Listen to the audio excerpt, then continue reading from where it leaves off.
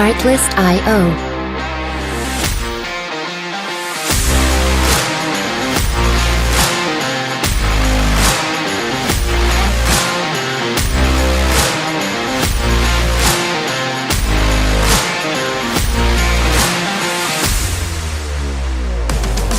Music licensing reimagined.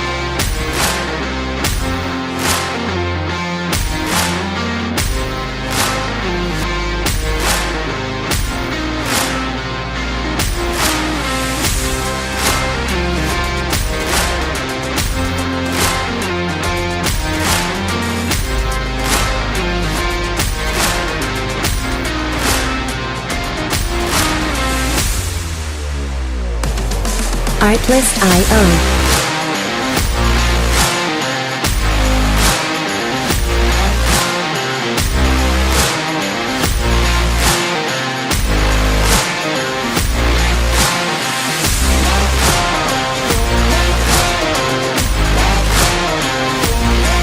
Music licensing reimagined.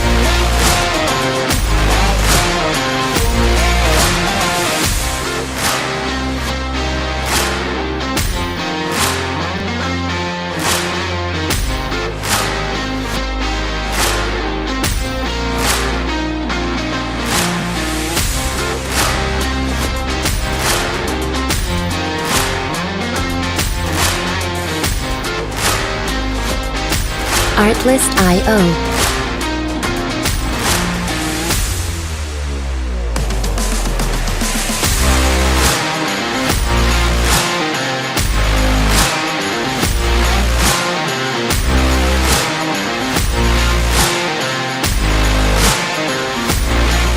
Music licensing reimagined.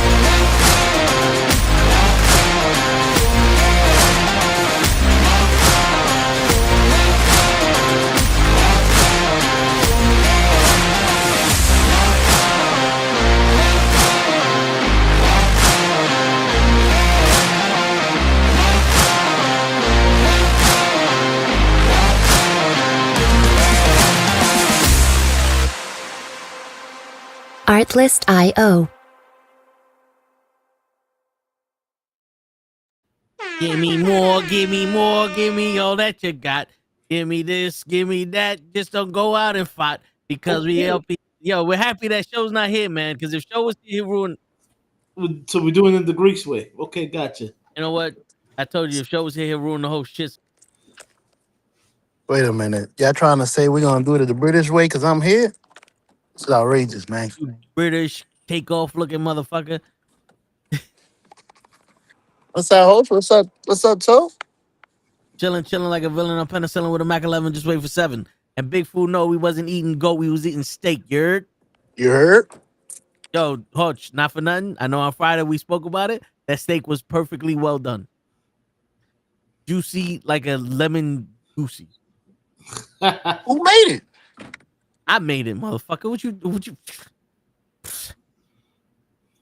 asking questions? Who made it? Fuck you think who made it? You know something, show? Joseph's done with you. Joseph's done with you. Get from here. All right, Hutch. Now that we're back to civilization, what's going on? Chilling. Here on another day. What's good? Yeah, doing what we love, but still not rich. Word. We definitely need a barbecue, Big Food, and all that motherfucker. Yo, but we move forward because backward is not an option. No, you think about it. If you start walking backwards, that's forward to someone else. You just don't know where you're going. Just, I'm just saying. You can't go back in time, and you can't take back this rhyme. That's all I'm saying. Drop a beat. That's going on the mixtape. Bunnies, and more bunnies. We need them to feed us because we hungry. What up, Joseph and Toe and Arch and Joe? And you can't, the normal guy. What up, normal guy? Word.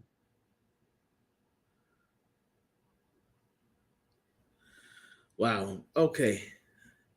We need the goat. You want the goat, big food? We the goats. You heard? Bad motherfuckers. If you could sit here and name yourself the fucking goat and everybody does it, then Nukkle Hedd Network is the goat. Hutch, you the goat. Joe, you just a lucky motherfucker. Nah. Shit, show has to be the goat of in the car podcast. You can never get enough of the snow bunnies. And It's muting wintertime. himself when he thinks he's unmuted. Word. Joe loves to do this. He be like, all right, I'm unmuted. Hey. I was out a minute. Why my camera changed? What the fuck? I had to can't put even that up say twice. no You can never get jokes. enough of the snow bunnies. It's wintertime, snow bunnies. You know, you need all that. They having booties now, Hutch. You know what I'm saying? They coming from the factory with booties. Bro. I was gonna say that's Crazy. not fair. I was on my sub yesterday. I wasn't in the car. Fuck that. He was on his setup for 5 minutes yesterday. 10. He got on his setup so he could ruin all those surprises that weren't really surprises. You got this genuine reaction to Roman Reigns. Roman. You do know that yesterday was the comic one. Yeah. He wasn't on that. He was afraid of the truth. Oh, Shit. Damn. I forgot I missed the show. yep. It's all And Toast. yesterday we had a good conversation. Now, big fool, that I'm gonna take it as disrespect. No, you gotta realize Big Food he doesn't see very well. All right. He thought Kaz was late because they had deep voices. No. Fuck that. Bigfoot was I'm gonna there? take that shit. All right, look. So Big Food, just so you know, this is show. No, he said I look like Show's brother. He at least 3 shades darker than me. Yeah, your stepfather know gonna about be black 3. as my stepfather's gonna be black as He fuck. black like this. Word. Hey. My brother's lighter than you though. That's bullshit. So black like that. Shit. You know what else is black? Our football teams. Yeah. Records is, but have you heard the news? What is the news? That the Tank Davis and Jake Paul fight that was supposed to happen last Saturday was canceled. You know that. But now Jake Paul is fighting in a sanctioned fight against Anthony Joshua. And Anthony Joshua was going to do what Tank Davis refused to do. Take a fall? Yeah. All right. Because this is the crazy. This is the rules. I looked it up. Right? It's going to be 8 3-minute rounds. It's going to be sanctioned as a professional bout, unlike the Davis fight. Paul and Joshua will be wearing 10-ounce gloves. And the only stipulation is that Anthony Joshua cannot weigh more than 245 pounds. At the weigh-in or at the day of the fight? Ever. It just says that. So I'm pretty sure at the weigh-ins. Well, I don't know because at the way of the fight makes sense. But here you go. The fact that Joshua has to weigh 245 pounds or less goes against standard heavyweight guidelines, which place no limit on how much a heavyweight fighter can weigh above 200 pounds. So I'm guessing it's at the weigh-ins, but they didn't specify that. But the crazy shit is, though, he was ready to fight a 155-pound man at 212 pounds. Of course. He was ready for a 70-pound difference when the 70-pound difference goes in his favor. But you can't weigh any more than... Like, what? And not only was he okay with the weight difference, right?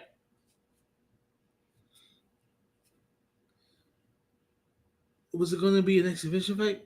I thought it was going to be an exhibition fight. The Davis fight was an exhibition, yeah. This is fully sanctioned. Okay.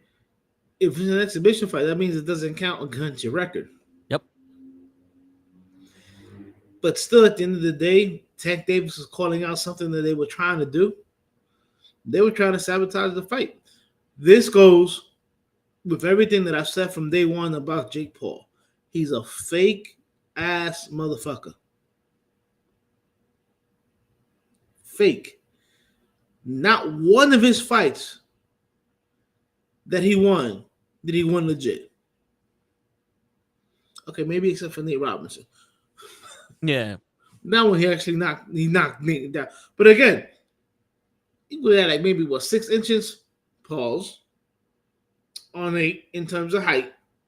Yeah. And I know he must have had at least 50 pounds on him.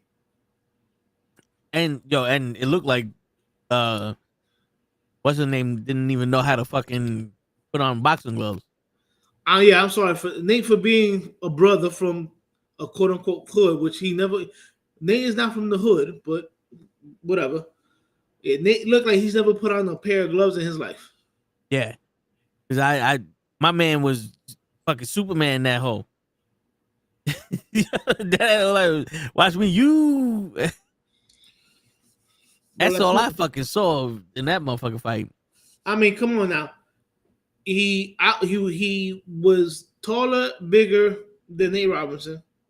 He fought Ben Askren or whatever, who was a wrestler, can't throw a punch to save his life.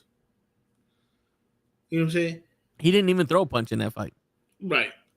I mean, Woodley also. I mean, yeah, he's okay striker, but he's most known for a wrestler. Yeah. Really didn't throw any punches. Let me see. Anderson Silva almost knocked him out, and then he said, "Oh shit, I gotta lose this fight." Yep. And he got the fake knockout. They had Mike Tyson biting his gloves because he couldn't throw a punch. Tyson Fury was the only one that told his brother, "If you lose, I'll kill you." Right. And Tyson lit him up. I mean, Jason Fury lit him up. Yeah. But think about that. Mike Tyson literally had to bite. I kept saying the whole fight, yo, why is Mike biting his gloves? And I was like, oh, because the gloves he's not used to the gloves. I'm like, no. He was literally stopping himself from throwing punches. He never bit his gloves before. Never. I've been watching Mike Tyson since he first started boxing. Man's never bit his glove. All of a sudden, you're going to start biting your gloves. And he started to do it after, remember, in that first round when Jake Paul got a little bit too happy and Mike hit him with that jab? Yeah. And then Mike was about to do that famous, like, jump cross or whatever. Yep. Or whatever. And then all of a sudden, he caught himself and was like, oh, shit, I can't hit him with this shit. All of a sudden, he's biting his gloves and not throwing a punch. Come on now. Especially after you saw the way he was manhandling the bag or whatever. Yeah. My man was literally eating his gloves to not throw a punch. He said, Nate, you serve zero purpose. Damn. In that fight, yeah. Bro, in that fight, I mean, Nate was fun to watch on the basketball court. Yeah. In that fight, it was not fun. I mean, I think Nate Robinson and me about the same height, but I'm a husky motherfucker. I mean, right now I'll take on Jake Paul the way. Again, give me about a week, give me about 2-3 weeks just to get my cardio up. That's all I ask. Shit, if there's a weight limit, then I'm gonna need some time. Well, for me and you, there probably won't be a weight limit because remember, he's taller than us. So, Joshua's bigger than him, both physically, and height and weight wise. Yeah, and he knocked out Ngannou. Right, Jake Paul is taller than us, but we outweigh him. So he'll probably think about looking at, but like, oh yeah, these guys are. I got the reach advantage. Bro, give me a couple of weeks, get my cardio up. I will knock you the fuck out. Shit. You give me a couple tens, hundreds of millions of dollars to fight you, I'll fight you right now. We don't need no cardio. Guarantee me what $100 million. I'll fight you right fucking now. We don't need no card. Let me I mean, just yeah, take a quick if you're shit. going to guarantee $100 million right now, I'll fight you right here, right now. Yeah, you put that shit on Netflix or national TV or National Geographic. I don't give a shit. I'll knock you out. The gloves must have had food in it. That's why that's why he was biting them. Damn. But yo, going from one martial artist combat sport to another. Did you hear Dana White was saying that Francis Ngannou was threatening Dana White and he grabbed him by the shirt and said that you were gonna pay me $50,000 bonus after he got his ass kicked by Stipe Miocic, and he's like, you're gonna give me a jet to this shit tomorrow or whatever. No, because I at the end of the day, I think Dana White is full of shit. Yeah, it's weird because I'm like, from what I remember, Dana White in the beginning of the UFC, I used to watch this shit religiously. I used to listen to his press conference. I'm like, all right, he seems like a straight up dude. I never in my life would have thought that Dana White would have let something like that slide, or that wouldn't have been said after he let go of Ngannou. You know what I'm saying? Man, you think we wouldn't have heard of that shit the very next day? Yeah, because he kept saying that he was afraid to fight Jones, but he's threatening you. Why wouldn't you fucking be like, oh, he could threaten me, but he doesn't want to fight Jones? Right. Come on. Stop it. Like the clip of Michael Jordan. Stop it. You're embarrassing yourself. Bro, like you think he would not use that shit for polarity? What? God damn it! Publicity. Purposes. Of course he would have. He would have been like, "Yo, I'm gonna ride this shit to the wall. Walls fall off, till the wheels fall off." You know what I'm saying? And with that being Ngannou, because he had beef with Ngannou, because Ngannou wanted healthcare and the minimum. He basically wanted to unionize the UFC. Yeah. You know, much like Jesse Ventura wanted to, do to wrestling, but fucking show ruined it for everybody. He always does. Word. But yeah, man, fucking it's I always find it funny how all of a sudden shit happened. Like all of a sudden. Bro, for a fact, had that really, really happened, first of all, even if Dana White would not have said something, that somebody would have leaked it somewhere. Yeah, definitely. Definitely. So, I mean, how long has it been since Ngannou has been in the UFC? Like, what, 2 years? No, longer than that. But look, all right, longer than that. What, 3 years, 4 years? I want to say 5. God dang. It has really been that long? Does time fly like that? Oh, no. All right, so 2 years. January 2023. That's what I thought, about 2 years. My man, you think for 2 years you kept that under wraps? When we all know Dana White be little flojo con la boca. He's a little loose with the mouth. I mean, he's not gonna hold his tongue and hold on to something that happened 2 years ago to all of a sudden bring it up now. Nah. Yeah. Nah, I hear you. Shit. That's not his style. Hell no. Shit. He's very much like Eric Bischoff. Controversy equals whatever success or whatever that shit is. Word. And not for nothing. He would have, I think, Dana, if he really did that, Dana would have got back at him in another way or form. Like, he wouldn't have ate it. Oh yeah. You know what I'm saying? Like, he would have put him in a fight where he got his ass kicked again, or he would have signed him to a contract and then put him in bad fights. Or Dude, you know what I'm saying? Dana would have tried to ruin him. Yeah. But just cut the crap. Dana would have tried to ruin him. But all right, now we go to another combat sport, one of the most vicious combat sports in the history of combat sports. Hoach, you know what I'm talking about? Face? Huh? Show's face? Worse than that. Ooh. People don't come out alive. Okay. We're talking about wrestling. Okay. And we're talking about the fact that Scatterboo was at Monday Night Raw, and everybody's mad that he He was at Monday Night Raw.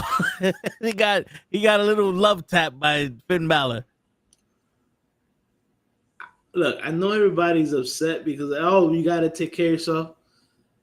The dude already had the surgery. He's no longer in the little. He had to do that little scooter thing that you put the knee on, whatever. He had that. He's no longer on that. He's walking without thing, whatever. He has like one of those boots that you wear. Yeah.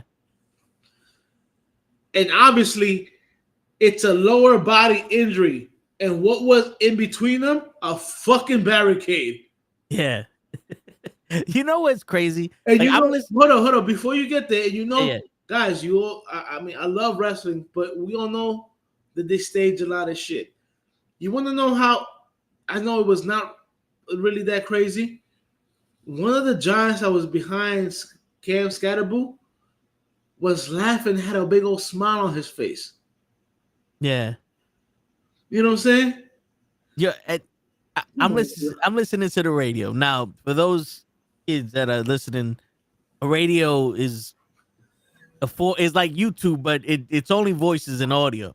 And it connects to the car. And that's usually how we used to listen to stuff music in the car, because the best we had was a cassette tape. And those things, was only either you made it yourself with the radio in the background, or you bought it and you couldn't fast forward. You had to listen through the whole shit and then turn around to get to the other side. So, it was, technology at its worst. So, every once in a while, I'll do something where you do this thing where you'll listen to it, the radio, right. And they were talking about it, and this guy was like, "Oh, it's irresponsible," and yada yada yada, and even the hosts were like, like, I get it, but why do the physical part? Let somebody else do the physical part. And not one, even a wrestling fan came in and talked about it, but they didn't, and they didn't specify, like, bro, you're in there with Finn Balor, who has been one of the safest wrestlers. Yeah, and he's a veteran. And Finn Balor, like I said, I slept on JD. Yeah, dude. The crazy shit is Finn Balor can have a match with a broom and make that shit look real. You're telling me right before the fight, right before that incident, Finn Balor didn't go, "I'm gonna touch you, I'm gonna push you, and you sell it any way you want." All he had to do is this, which that's what he did. That's it, dude. That is not dangerous. You're telling me this fucking guy gets hit by a car every game, multiple times a game. You're worried about him getting pushed by a professional who is trained to not hurt you. Look, I get it. The reason they're making it a big deal. I would say the same thing. The reason they're making it a big deal is because he's technically injured. He's done for the year. No, yeah, I get it. But I'm like, guys, me getting pushed in my upper body has nothing to do with my leg. Dude, Hodge, it's like the difference of a Mack truck running you over and a baby smacking your arm. That's like if they get mad when a baby smacks you on this little clock. Like, you gotta be more responsible. Like, really? You think the WWE would want to do anything that will put them in a situation where the NFL or the Giants can sue them because they damaged their property? You think it wasn't signed off by the Giants? This is how dumb motherfuckers are. You think the Giants didn't sign off on that? You think WWE didn't go, yo, I know you guys have a couple of Giants here, gonna have a couple of Giants here. It's gonna be Cam. Do you think we can do a little with Cam? Like, we promise he's not going to get hurt. Yeah. It's just gonna be like a little pushing and shoving. That's all it really was. You know what I'm saying? Balor pushed him, he pushed JD or Balor, he pushed back. And then if you notice, Cam kind of got lost in all the other Giants that were there. Yeah. Because all the other Giants are bigger and taller than he was. So he kind of got lost in the whole shuffle. Yeah. And then, right after that, you see the other Giants sitting behind the announcers. It's like, all right, you could tell that this shit was planned. Of course. dollars. Yo, but as a Giants, like as a Giant owner, I'm paying this guy that's out and is not doing nothing for me. A lot of money. Well, not a lot of money yet because he's a rookie. But he's my asset. Why wouldn't I want him out there doing something for me? Because he's representing the Giants without being able to. Like, he's hurt. We're not supposed to see this kid for a whole year. He's represented the Giant everywhere. I see this kid everywhere now. So he's doing a hell of a job, I think. Put it like this. Put it like this. All right. The kid is very marketable because of how he plays. So he was at a Knicks game and he did some kind of something and got fined for that. Now that he was at the WWE, I'm pretty sure that the NFL is going to find something to fine him for, whatever. But what people are not noticing is that what are you doing? He's bringing attention to who? The Giants. The Giants. The Jets wasn't there. Yeah. Yo, and to think about it, if you really wanted a top, like they're wearing New York Yankee jerseys and Ranger jerseys. That's dumb. They They could- should have they- put a jersey on. My bad, I'm pretty sure they were like, yo, who can we get from New York's team? And they're like, you're not getting Aaron Judge. You're not getting anybody from the Rangers because they'll bite you. I guarantee you, Jackson Dart is probably a wrestling fan, but because he has a concussion, yeah, you're not gonna put him there. Yeah. But Cam is like early in the year when Jackson Dart took over, whatever. It was literally they were packaging them together like, hey, the next great New York Giants duo. This, Jackson Dart, Cam Scatterbull. Guys, it's a fucking strategy. It only makes people realize or put more emphasis on the Giants. Yeah. It's strategy. It's a smart strategy because at no point was Cam in danger, you dumb motherfuckers. Word. And yo, not for nothing. Wasn't Netflix trying to get the NFL games? Yes. So I mean, like that's a marketing strategy all in its own Right. too. Now you're in New York, right? You're trying to, and let's cut the crap. WWE, ever since you got on Netflix, those ratings are horrible. Yeah. What more can you do? What can you do to boost your ratings? Yo, Cam Scatterbull with a bunch of Giants at the game, at the wrestling event. You know what I'm saying? Yeah, and they put him there with Dominic Mysterio, and I do this because Right.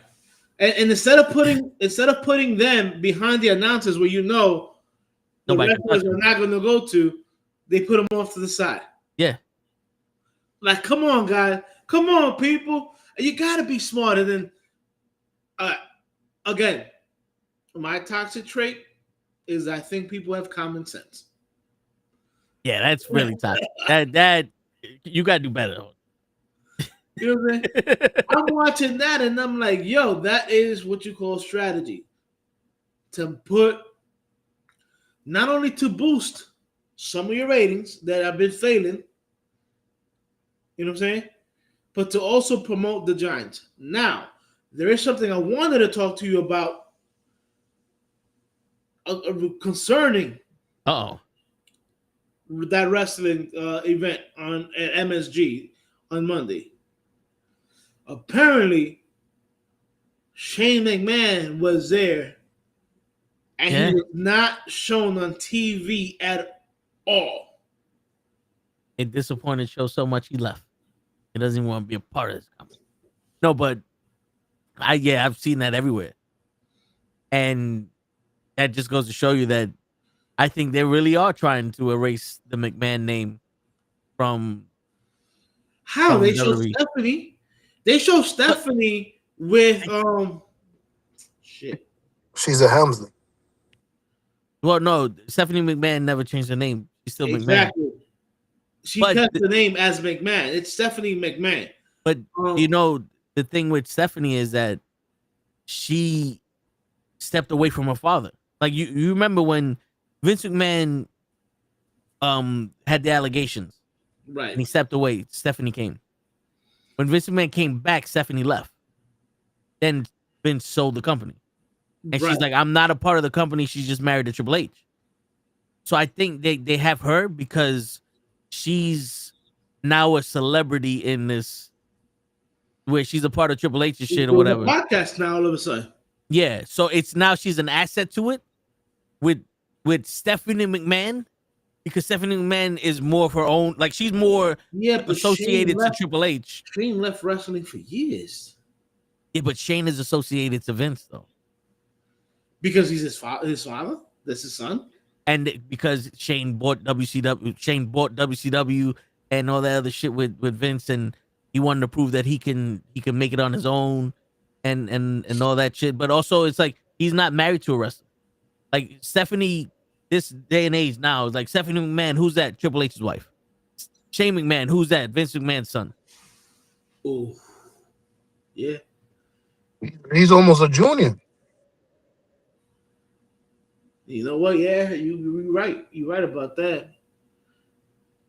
I didn't even think about it that That's way. that's crazy though. He gets the short end of the stick. Niggas don't want to give me the It's company. funny because They don't want. I don't get Crazy. nothing. I'm pretty sure he gets something, but it's crazy because I remember when one of the reasons he left the wrestling business in totality was because he didn't agree with what how his father cheated on his mother. Yeah. You know what I'm saying? And now to like, it's like, yo, I get it. He's Vince McMahon's son, but the dude, not only he been in the wrestling business basically his whole life, the man himself has been in some matches and in some crazy fucking spots. So to not even show him on TV, that's wild to me. Now, do you think it was a Stephanie call, or do you think it was a Triple H call not to show him on TV? Or was it a Shane McMahon? I don't want to be seen.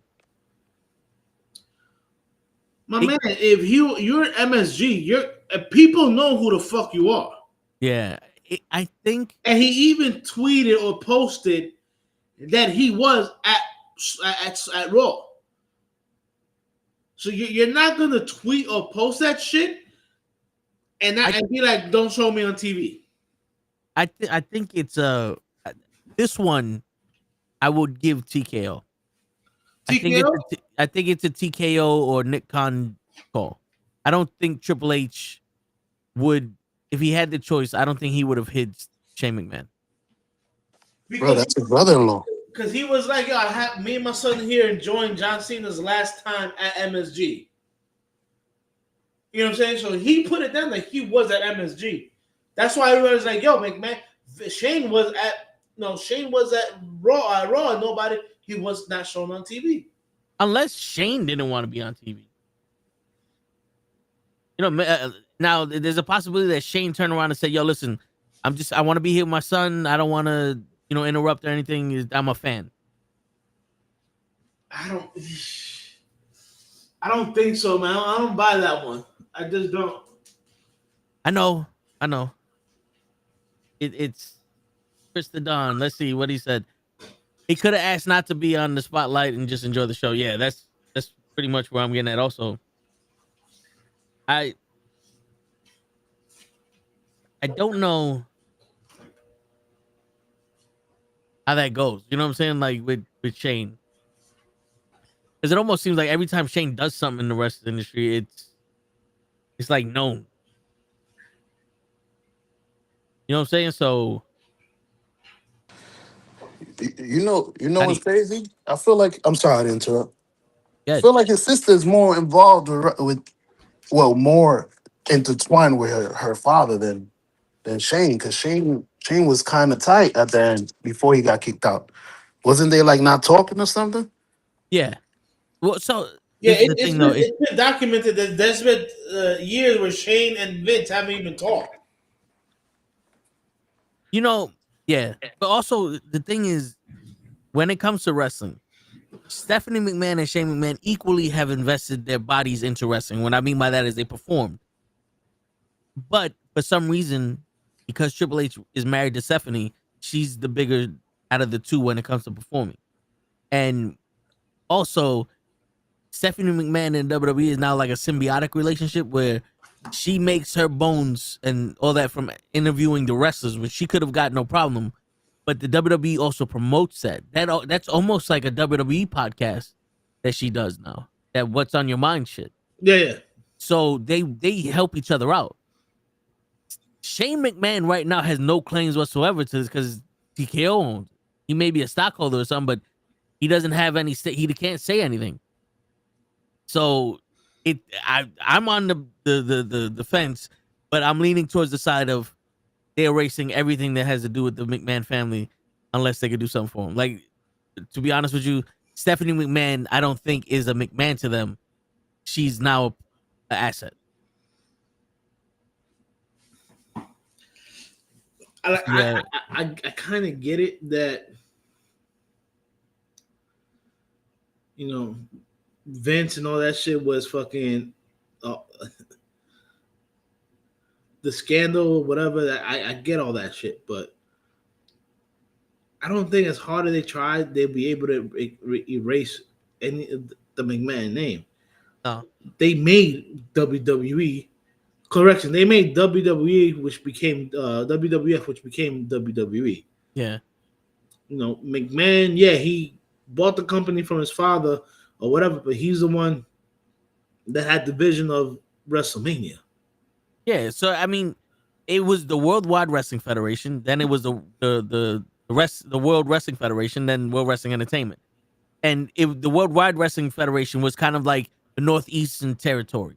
Then Vince put it on closed circuit TV and made one big dominant monopoly of a wrestling organization, right, and then got it on cable TV. He's the one that saw the future of cable TV. Now, if you think about it, Vince McMahon has been innovating his whole career as WWE owner. His shows might have sucked, but after he went on cable, they went on pay-per-view, they went on DirecTV, all that shit, but then he made an app. He saw streaming services before they became popular. If they would have made the WWE app around now, that WWE app probably would have been $30 to start with. But you notice he made it $10 a month, and you get the pay-per-views. Mm-hmm. He may have been a son of a bitch, but when it came to his customers, he knew how to sell them. I mean, look what happened in the Attitude Era. Yeah, he involved himself in wrestling, and he did all the shit that all the other people didn't want to do. He was the ultimate bad guy. Right, like the only one that I would say came close. And no, it wasn't Eric Bischoff with the NWO. Would have been Paul Heyman in ECW. Yeah, he just didn't have the money to compete. Right.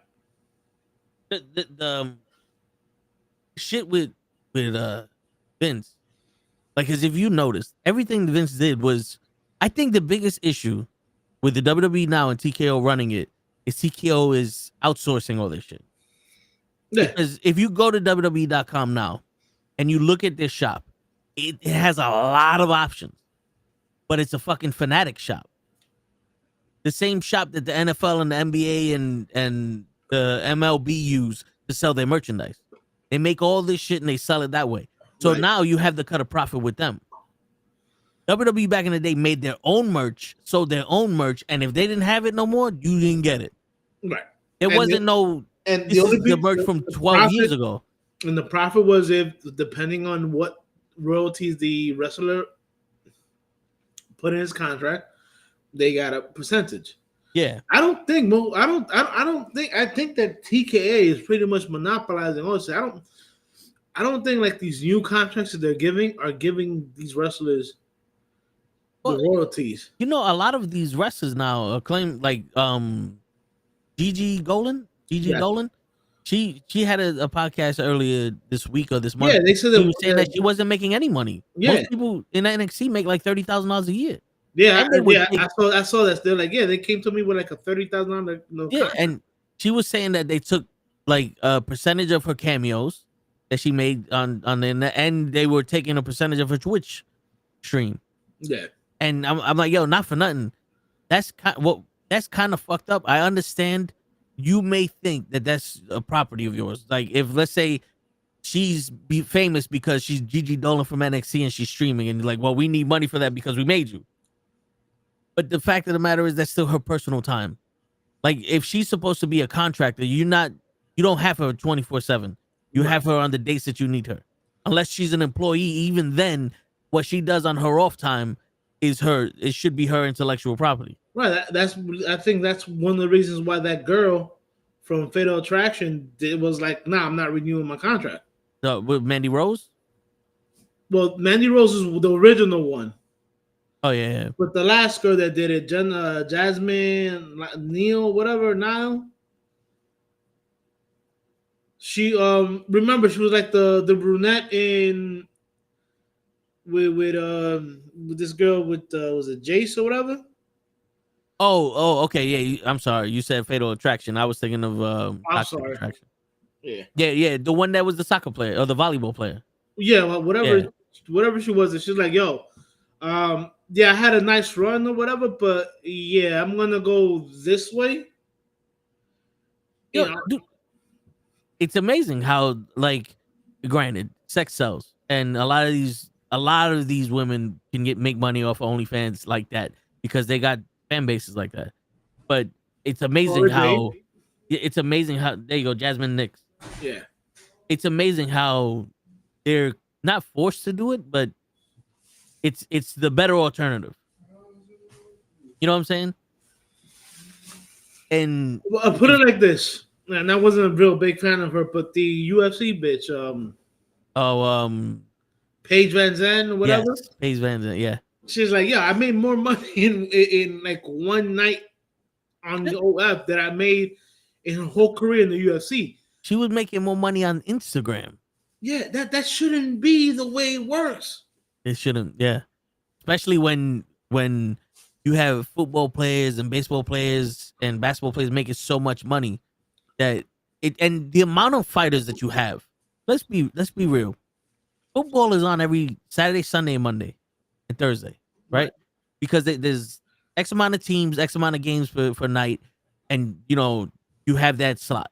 Right. With the amount of fighters the UFC has alone, they can make a weekly episode, a weekly fucking right. Which they kind of do almost every Saturday. They got an event. Well, yeah, they have fight night, and now they have the UFC main event or whatever. So the contenders and all that other shit. So you can make a weekly episode and have your ratings and all that shit there, and pay your fucking fighters based off of what they produce when it comes to the cable contracts.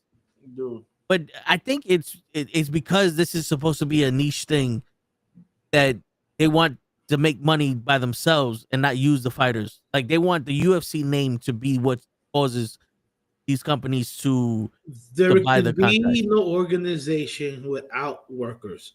Yeah, you need workers. Period. Yeah, I mean, yeah, but there's no way around it. Yeah, and you can't tell me that you don't make enough money to pay these fighters. It's not like you're paying them yearly; you're paying them per fight. Right. And you make money from the show. You used to make money from the shows to pay these fighters. Because I don't know about you, Coach. If the shit was still $50, $65, I would think more about watching it than if it was $90. Right. I'm sorry, I'm not paying $90 for a bunch of fighters I've never seen. And think about it. Think about it. When you paid the $60 for a UFC event, it was usually 3 months between pay-per-views or whatever. You were invested in who the fighters were. You know what I'm saying? Yeah. So you were more apt to be like, yeah, that's $60, every 3 months or whatever. Granted, $90 a year is technically cheaper than if you pay for 3 events in the year. You know what I'm saying? In laws of averages. Yeah. But now you're like, yo, I'm paying $90 for this fucking yearly fucking thing, and I don't watch any of the events because I don't know who the fucking players are. Yeah. it got so Saturated? diluted. It got so saturated, but it got diluted because the only fighters you know about are John Jones, who doesn't fight, but every 2-3 years. The Magomedov, who retired after he won the title. This new guy that's now a double division champion, who we didn't really see him fight, Right. but the same guy 3 times, and now he's in another division. And then another Russian that he's just being handed fights.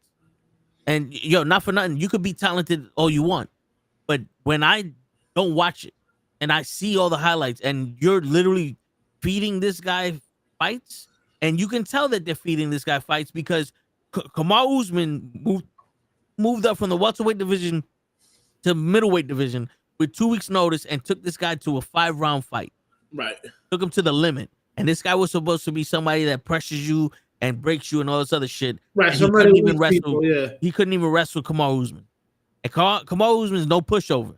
But that goes to show you, whoever the fuck you was fighting before wasn't in your class in that shit that you like. Because if you're a wrestler and they're giving you strikers, then that means they can't wrestle. And if you're gonna pressure them into getting to the ground, they have nothing to do. They can't handle that. That's feeding you fights.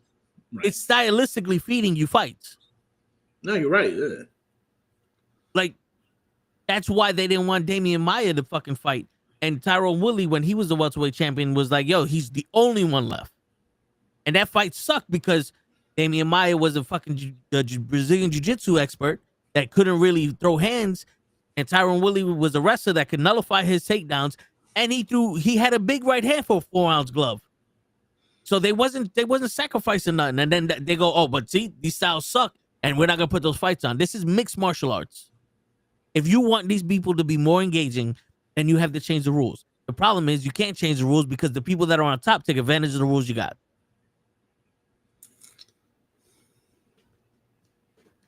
Same size and model tie. What movie is that from? I'm gonna keep my hands here like this and poke you. Yeah. What movie is that from, show? I'm sorry, I missed what you said. What was it? Same size and model tie.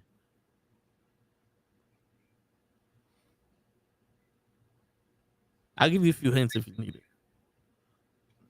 Hold on. Same size. In the courtroom. It was in the courtroom.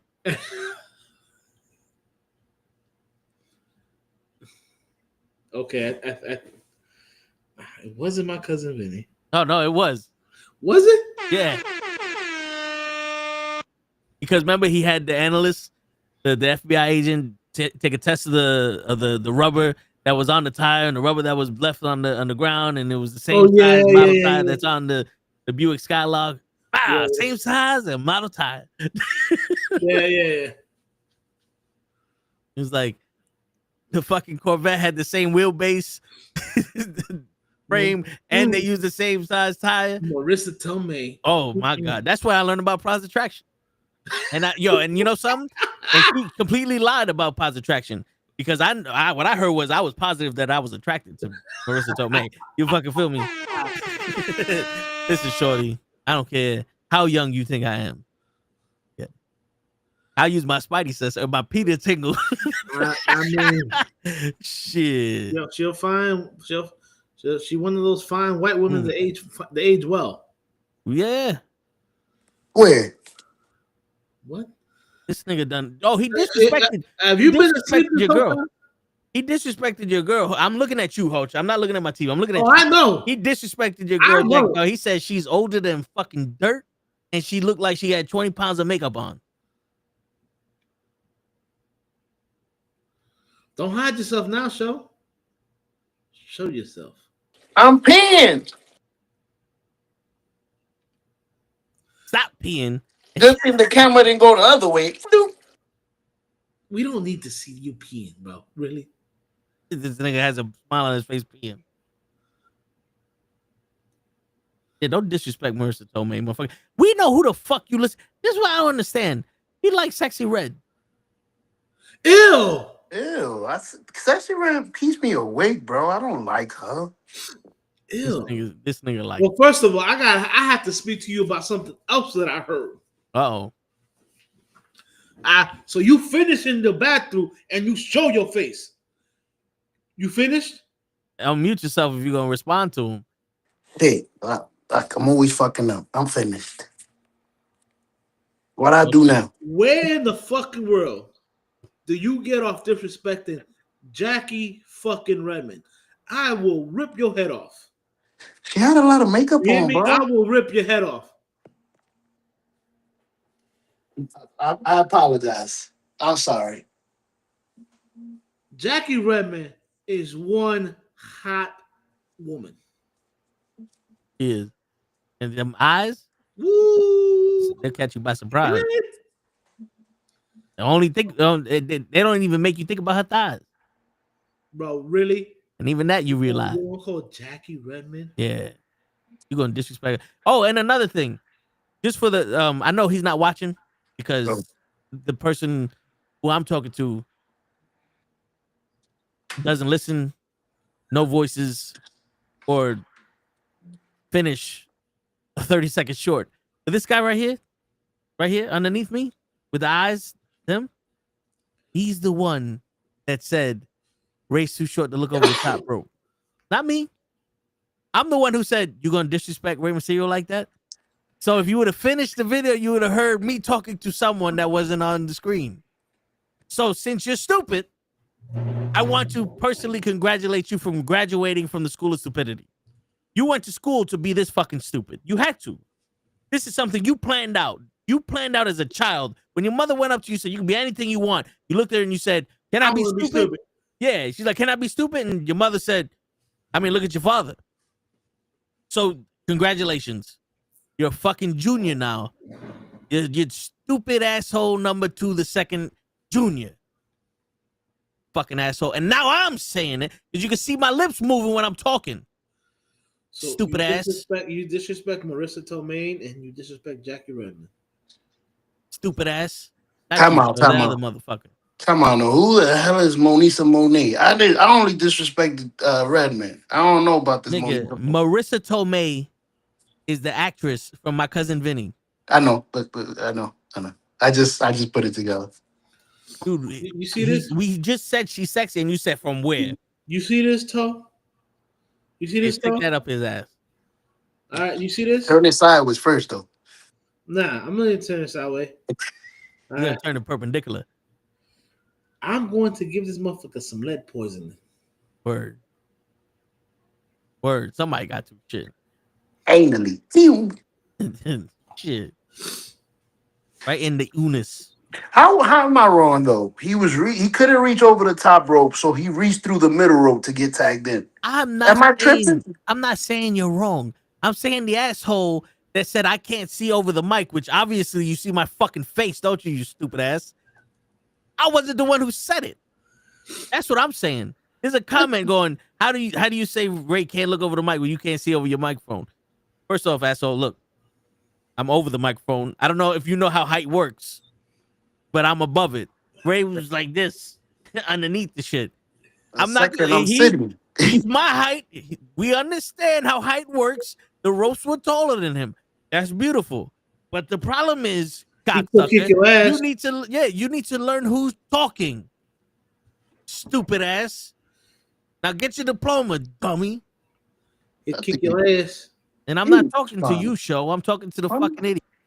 I think he was trying to troll you because obviously I'm sitting and I could adjust the height to my mic, dummy. He was trying to troll me, but because he don't listen, now everybody in the world knows he's stupid. He's stupid on 3 counts. 1, he got his trait from his father. 2, he's as ugly as his mother. And 3, he don't watch the Nukkle Hedd Network, so he got to be stupid. Hit the button, bro. Stupid idiot. You fool! He said he's as stupid as his mother. I say he's as ugly as his mother. He's as stupid as his father. Stupid as his father, ugly as his mother. God damn. Yo, where did I get that from, Coach? Then you're as ugly as your mother. Bro. That one might be a little difficult. Really? Funny thing is, I've heard that line before. Where's it from then, show? You're as ugly as your mother. The Sandlot? Big Mama's House? No. It's an older movie. Not as old. It's in between those two of age. closer to the Sandlot than Big Mama's house. Is it a transvestite that he's telling it to? Like somebody has a trans? No, he said it to a shadow demon Okay, never mind. A shadow demon. who may not pass. Oh, he's watching Charmed. Nope. No, shadow demon and that shall pass is from the Fellowship of the Ring. Nope. The line that I'm talking about is shadow demon, you may not pass. Okay, that's different. Where's the shadow demon from? I know it. It's like right here. I'll give you another scene. They go through a vent and they're fighting to be second in the vent because you can see Shorty's booty and they want to be behind Shorty going through the vent. Ugly? He just confused us more. Yo, let Hoach get this because him and they the fucking criminal guy. Yo, you normally I am, but this one you got me. You got me on this one. Double Dragon. Damn. Oh my God, yeah, dude, that movie's horrible. I try to forget it. But The her only booty good was thing- like, The only good thing about that movie was Alyssa Milano. yeah. Because even the bad guy in that movie, as good of an actor he is, could not save that movie. I was kind of right. Alyssa Milano is in Charm too. See, I'm a genius. Yeah, the vent. Yeah. I remember him in the vent now. Ugly? And ugly? Yeah, the guy that was the gang leader that they made him fucking. They pumped him for the fucking steroids or whatever the fuck. Yeah, he came out to be like a mutant. Shit. Wow, I tried not to remember that movie. I'm sorry. I think I've watched that movie entirely maybe once, but in terms of clips, a couple of times. Like Yeah. couple of clips are good, but that movie, bro. I'm not gonna lie, it's hard to get through now. When I was a kid, I could watch it because it was the only thing we had. But we had back in the day cable TV, where if there was nothing on at the time, you had to find something that was okay to watch because we didn't get to choose what we watched. They chose for us. So sometimes you got to watch shit you don't like because they're messing. Me and Led were okay watching bad good movies. Yeah, Like they're bad and we think they're good for all the wrong reasons. like Sharknado. No, The first one was good. What? I've only watched Sharknado once. All the other ones, I was like, yo, dude, it's a shark tornado. I mean, but I'm talking about Stallone's Judge Dredd. I am the love. That movie's horrible. That movie's horrible, but I enjoy it for all the wrong reasons. Hold on, wait. That movie's not that bad. Bro. Yeah, I was gonna say I Togo enjoyed it. disagree. You want war? I'm your war. You want chaos? I'm your chaos. Well, he's great. He's a great fucking actor. Rika! Word. It's like the N17 gun, yours if you graduate. And then the bicycle, yours if you can never get it to work. Bro. Shit. I mean, not for. I must be a judge. I mean, yeah. I'm telling you, dude, that movie's bad, but I like it for all the wrong reasons. Nah, I hear you. While y'all was watching the movies, I was watching the subpar shows. Matlock, Star Trek.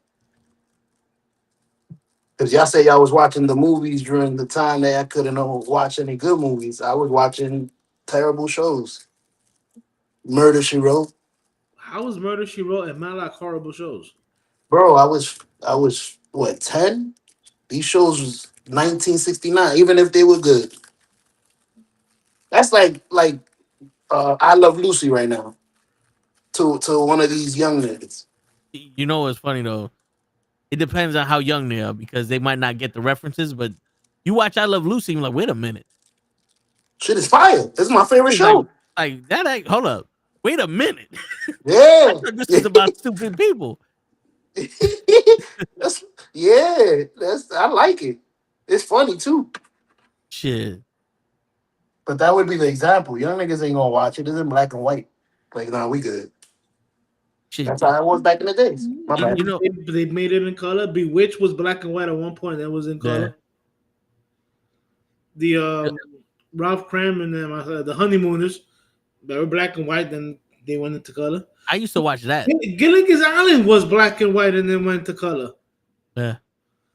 I don't know what you're talking. I'm older than you, show. So show. So shut up. Those are all the shows you named that I was watching. Gilligan, all the why you fall asleep. By the way, Marianne the Ginger. He's gonna say one name. Marianne's a ginger. Marianne or Ginger. From Gilligan's Island. Oh, I never watched the country farm girl or Ginger the movie star. Ginger. You know, I never watched Gilligan's Island. Oh my lord! Man, Toe, what you talking about me? I mean, it was before his time. Dude, I'm gonna tell you right now, and I've said this countless times. People watch G.I. Joe, they watch Transformers, they watch all these shows. Even I'm talking about they watch Dragon Ball Z, they watch fucking the X-Men show I watched every once in a while. There's only but a few shows I watched. The Batman animated series, Power Rangers, and wrestling. If wrestling wasn't on, I put it on. I didn't watch TV when I was younger. I put on all the videotapes that we recorded back in the day. I got all the WrestleManias on VHS. I threw that in there. The Royal Rumbles, the Survivor Series, the Battle Bros, all that other shit. To the point now, show that I'm catching up on all those shows that I missed. Like I watched Family Matters and Fresh Prince, but I didn't see the entire series. I just watched them on Friday sometimes. I watched the entire thing now. I'm like, oh wow! Like towards the end is because I fell off. I was like towards the end, I was like, oh, this is weird. This is crazy. But it got so much that there's no more TV shows that I figured out. I started watching WCW Nitro again. I am literally watching WCW Nitro weekly episodes back to back. And when it gets to the point of the pay-per-view, I'll turn it off and put the pay-per-view on. I used to do that. Look, when I had the WWE app, I used to do that. I ain't gonna lie. Yeah, because that's how much I'm a fucking wrestling fan. So I watch movies because that was the way my mom took us out to enjoy ourselves. And I watch wrestling because that's what my pops was watching it and all that other shit. When I got older, I got into mixed martial arts and boxing. But this is around the time when Antonio Tarver was boxing, Roy Jones Jr., Anthony Hopkins, fucking like this. Hoyer was still boxing. Mayweather was just coming up. Like Sugar Shane Mosley. When I was watching wrestling boxing, it was the Mike Tyson show. No, yeah. Well, I was still too young to watch it because it was on pay-per-view. My pops didn't pay. He wasn't paying $100 for that shit. So when you was in Spanish, when you didn't go to your uncle's house. My uncle, they didn't want to pay $100 for a fight that was going to be over in about 2 seconds. That's what it was. Like, yo, you want to know who wins? Wait until tomorrow when the newspaper comes out. The newspaper for young people is a paper that had the news on it that people wrote, and it happened that day. So you would go to the store now. It's digital now. Yeah, you would go to the store. The New York Post. Yeah, put a quarter. Digital now. Yeah, it was like $1, like it was like 25 cents, 50 cents. What? You would open up the newspaper, and you would read the stories in the newspaper, and then the back section had sports. They had a comic run. They had like listing for jobs and for homes, and that's how you would look for jobs. And you would call up the people like, yo, I'm interested in the job. How can I apply? Come to this spot. There's plenty of times we did that shit. They had the sports section. Yeah, the back. Yeah. No, that was the internet on paper. No more gotta be safe. I mean, those motherfuckers are here in New York City, and if I see one, I'm just waiting for somebody to pop off. No, I hear you. That should be crazy. They don't sell the. My bad. Go ahead. No. Yeah, but I mean, so that was me. Like even the sports and shit. Yeah. I watched the Yankees, the Jets, and the Giants because my pops was a Giants fan. My uncle was a Jets fan. So when we went over my uncle's house to watch the Jets game. Oh, there We must have just been came some from arguments between those two. Yeah, we just came from watching the Giants game. You know what I'm saying? So it was like, and then the Yankees. That's why I say, if the Yankees are not in the playoffs, there is no baseball. It doesn't count. I mean, I grew up when the Yankees in the 80s when they were horrible. Yeah. You know, and I mean, I got to see one of the greatest players play. And for the fact that he's not in the Hall of Fame is ridiculous. Yeah, I know he had to retire at 34 because of a back issue, but Don Mattingly was that dude. Yeah. I mean, to the point where decades, literal, like almost fucking, was it 8, 9, 10, 11, 12? There's like 50 years, half a fucking century. People talking about Don Mattingly, and he's got to be one of the greatest because he's like that era's Lou Garrett or who did Roger Maris replace? Roger Maris replaced DiMaggio, maybe DiMaggio and Yeah. all that, because you know New York has the heroes. You know what I'm saying? It was Babe Ruth and Lou Gehrig. Then there was DiMaggio, Mickey Mantle, Maris. They had the Yogi Berra, Whitey Ford. The 10-time champion, Yogi Berra. Damn. Yep. You have Back my to man, the Scooter, Phil Rizzuto. Ooh, Scooter. You don't remember Phil Rizzuto? Catfish Hunter, baby. Huh? I said Catfish Hunter. Yeah, dude.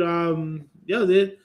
I mean, like I said, I grew up literally. You can go to Yankee Stadium, and I'm surprised that this is why sometimes I respect what Steinbrenner did. But when I was growing up in the 80s, bro, that stadium was empty. Yeah. Like you can literally pay tickets to go to the be on the top, and then by like the third or fourth inning, you can be down by like first base, whatever, because those doors, the seats were open, and security didn't care. They wouldn't check your tickets. They would like leave you alone. You know how many times I did that? Shit. Because it looks better for people to be in the front row than the top. Yeah. Shit. So I grew up watching my Yankees.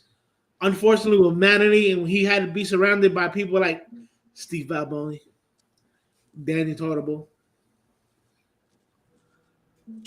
Mike Palirulo. People don't know who that is. He played third baseman for us. Like, yeah, there's a lot of no-name people, and people are like, yo, who the fuck is that? It wasn't to the 90s where the Yankees, they traded away Roberto Kelly for Paul O'Neill, brought up Bernie Williams. You know what I'm saying? Tight. Jorge Yeah, Posada. We used to love Robert Kelly. I remember before Posada, there was Mike Stanley. The guy can hit home runs like a motherfucker for a right-hander, but couldn't catch for shit. Ooh, I remember him. For shit. I remember the Yankees went out and signed Steve Sax from the Dodgers and thought, oh, we're going to get somebody that can hit and field. Steve Sax remember how to hit. He forgot how to throw to first base. That's why when that shit happened with Chuck Knobloch, I was not surprised because it was not the first time that I saw a guy who's been in the major leagues for years at second base all of a sudden forget how to throw to first base. I had seen it before. So I remember when it happened to Chuck Knobloch, I'm like, I seen this before. People are like, what do you mean you seen this before? I'm like, yo, look up Steve Sax.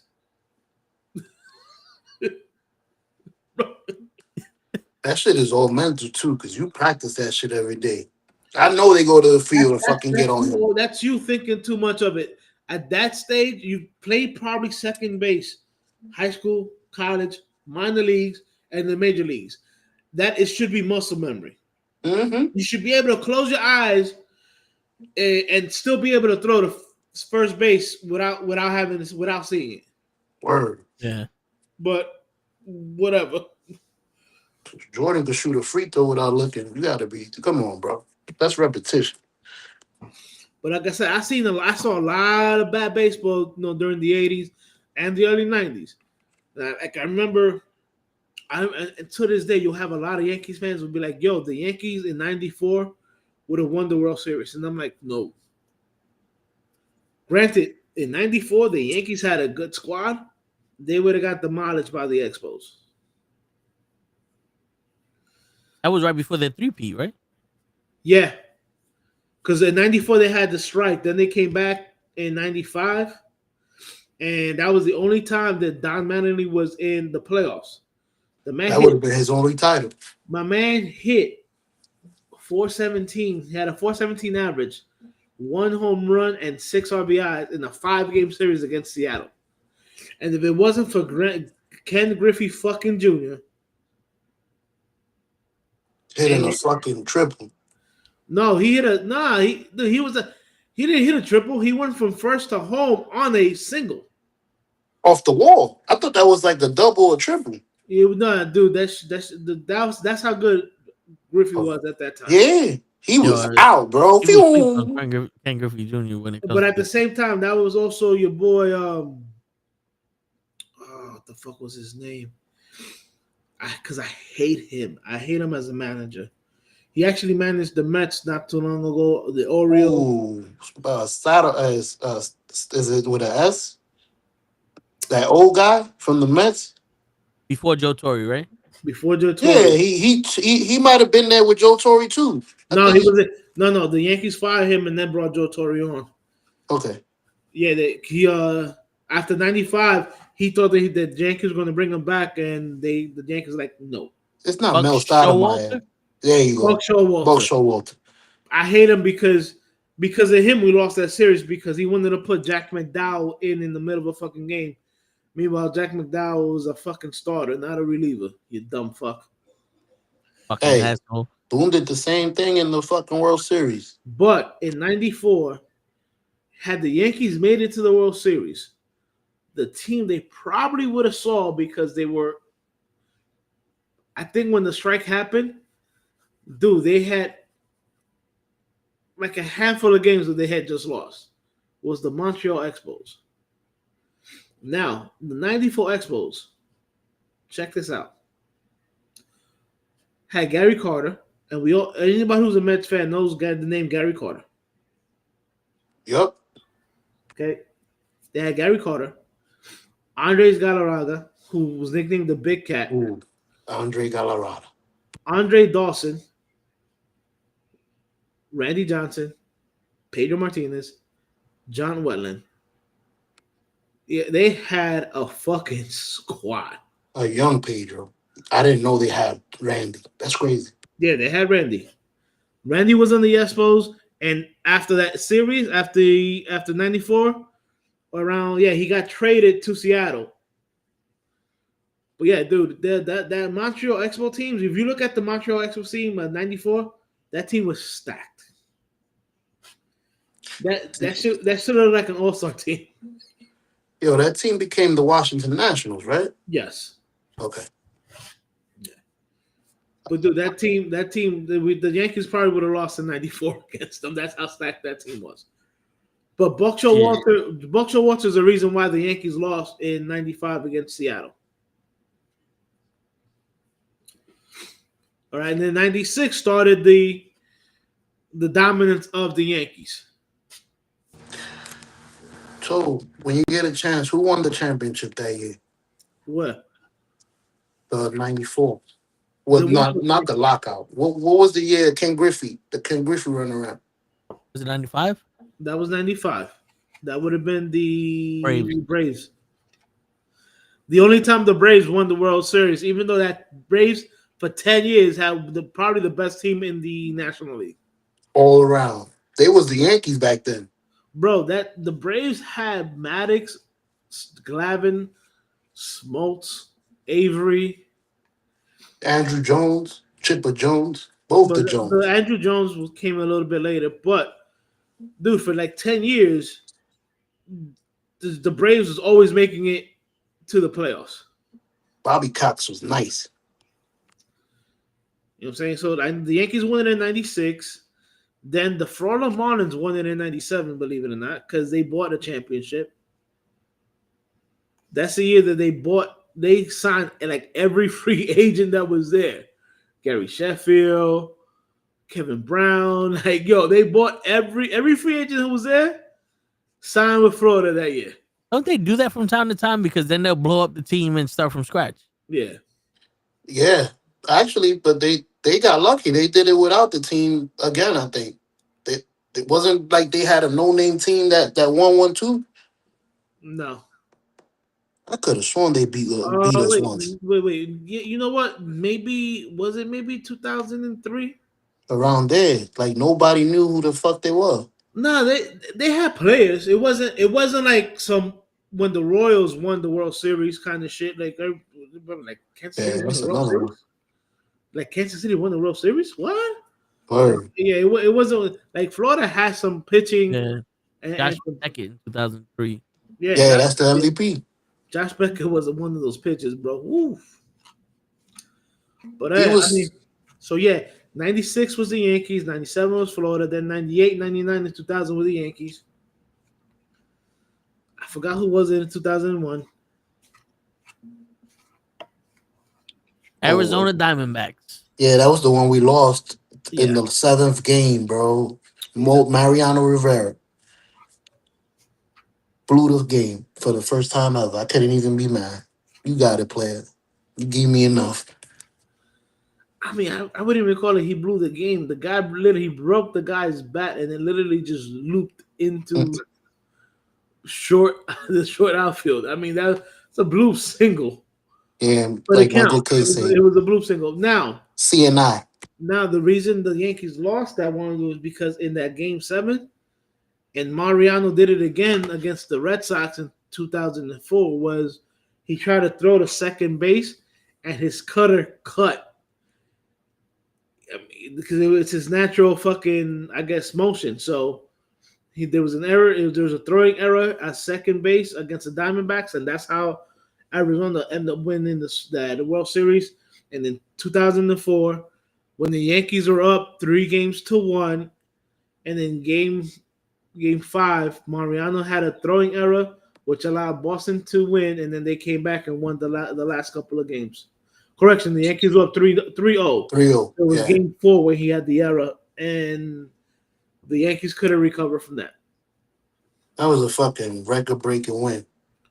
They broke a record with that. That's the first time somebody ever fucking did that. I'm so mad at. And Still they broke mad. the fucking Bambino curse too.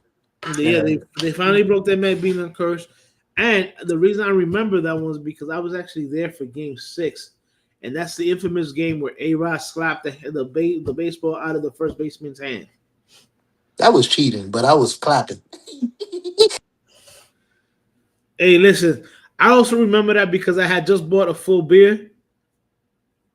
And everybody was throwing their beer and everything onto the field. And I was like, fuck no. I literally just paid $7.50 for this fucking beer. I'm not throwing this motherfucker. I'm gonna drink this motherfucker. I'll throw the cup. I'll throw a cup. Yeah, not throwing the fucking beer. Word. I mean, man, think about it. 2004, you paying $7.50 for a fucking beer. I mean, I think now it's like $13. Let's see. About 13 or 16, depending on which one. Listen, I get 2 beers and I'm good. A standard beer at Yankee Stadium costs approximately $6.17. This was the average price, but cost can vary depending on the size and type. What now? That's just what it's saying here. Nah. It's got to be bullshit. I was gonna say so. Not Okay, even in the hold up. bodega. Bro, I was at a game last season. No, it ain't $6. Bro, the All water's right, $6. so before taxes, beer prices at rate field range. I don't know what that is. $10.99 for a 16-ounce domestic can of beer and $16.29 for a 24-ounce imported can of beer at Wrigley Field. That's Wrigley Field. That's Chicago. All right, so I'm there's a about to say website. The that. average price for beer in each stadium. About to say. Definitely. All right, so here you go. The highest is $10.99 at the Baltimore Orioles in Baltimore. All right, and the Mets is $7.50. The Yankees is $6. Those were the average regular beer beers. price. Those This is 2025 season. nah. That's a regular, like a little Budweiser maybe.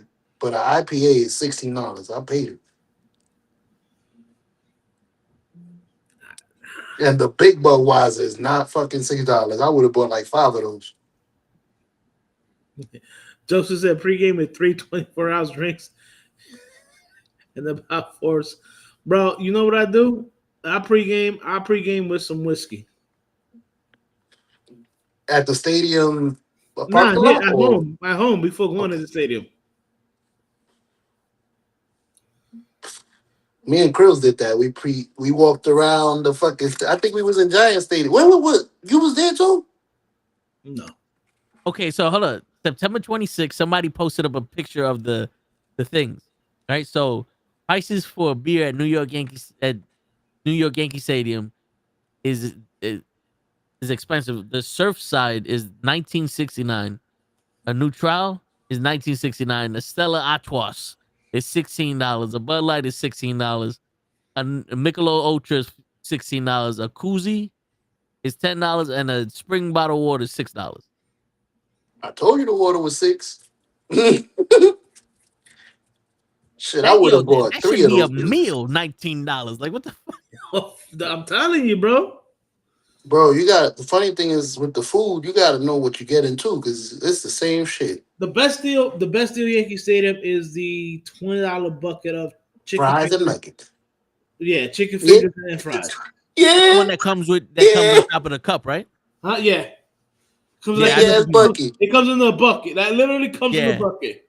You would I never get Best finish deal that there. shit. I get a hot dog, but yo, listen, man, the best value I ever got. Me and Cruz was a preseason game. We're in the MetLife Stadium, and we had 2 hot dogs, 2 burgers, 2 fries, 2 drinks. It was like $35 for all that shit. Damn. Because it was cheap as fuck. It was a fucking preseason game. They're like, oh fuck it. We was like, yo, we gotta start coming to preseason It's the games. just two free food. Yeah, it's like shit. But yeah, man, it's crazy how prices are for shit. Because even like you go to the movies, for 2 tickets is like $19 a person, and then the meal I get is a large popcorn, a hot dog, and a soda. Now they force you to get the candy with it because it's a meal. And that's just like $37. Yep. More than a ticket to get it. Word. And you over here talking about these women over here talking about you ain't gonna take me to the movies, bitch. Shit, I'm gonna take you to the movies and you go rubber tug my ass $50. Shit. Nah, just read what Joseph wrote. That's pretty Michelob Ultra is for guys that blow on their hot Cheetos. They blow on their hot Cheetos. Shit. Shit, if they $6, shit, let me get 3. Shit. The Michelob Ultra? What about it? Isn't that the UFC beer?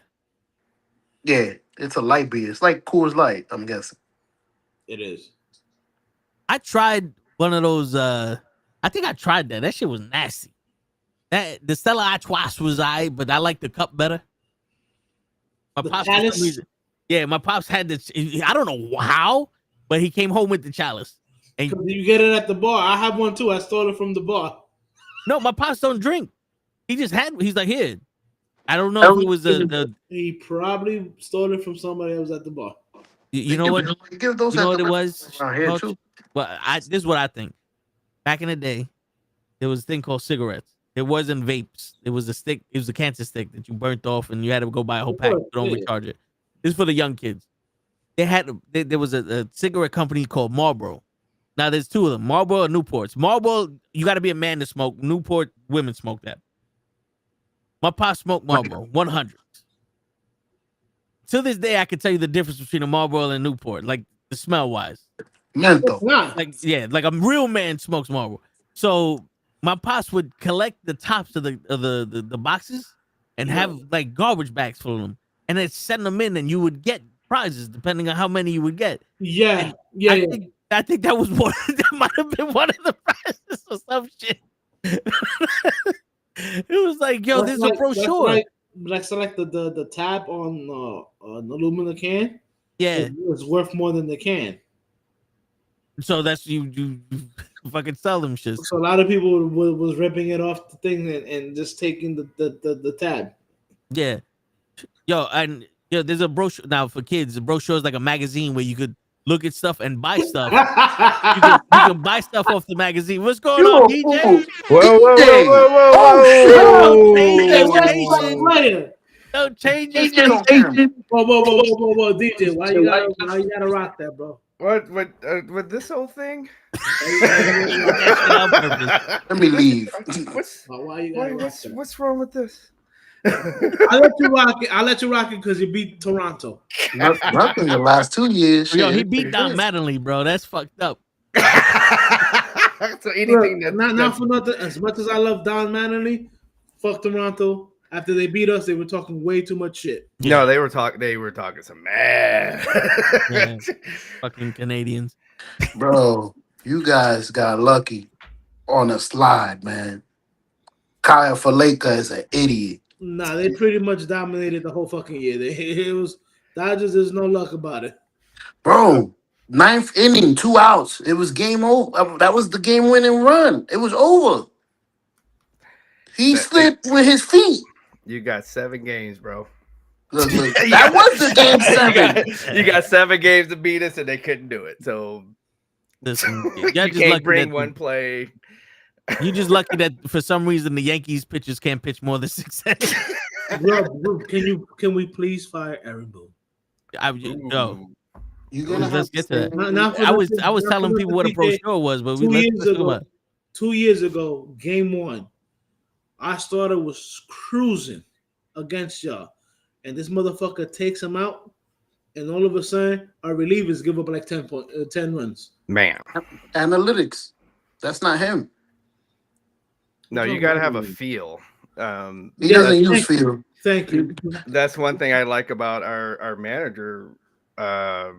He's like, okay, the analytics say this, but I think this guy is about to go in here and be all right. And it more often than not, it works out.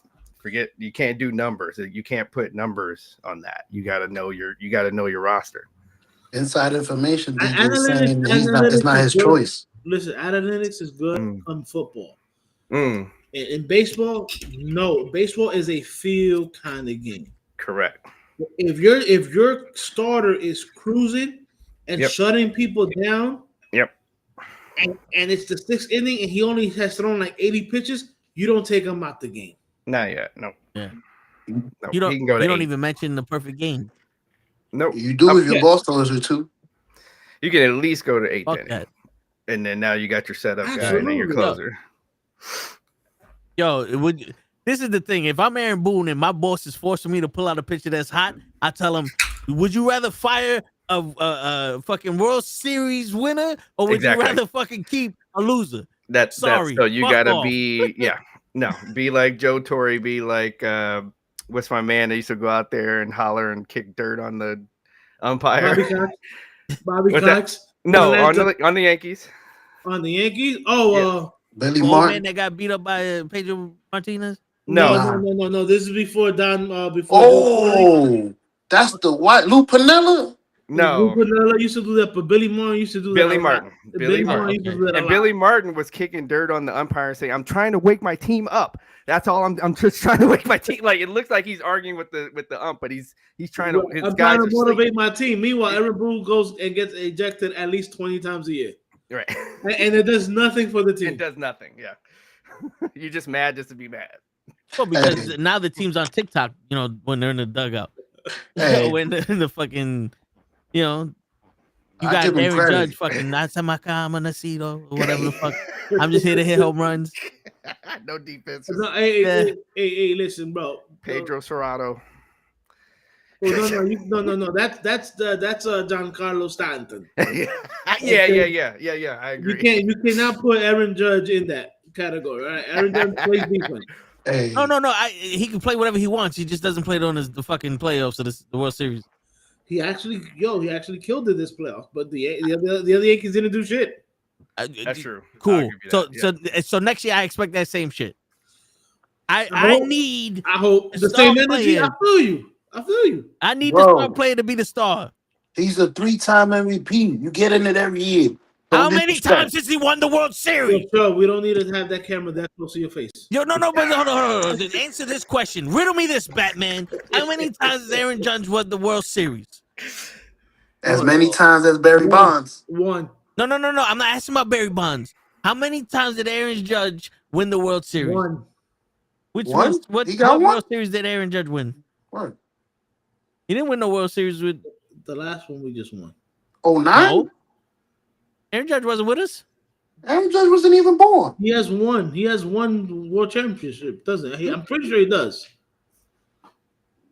As a Yankee fan, I would know. I was like, was he on the bench? And I like, think he has one. The last one we won was 09. No.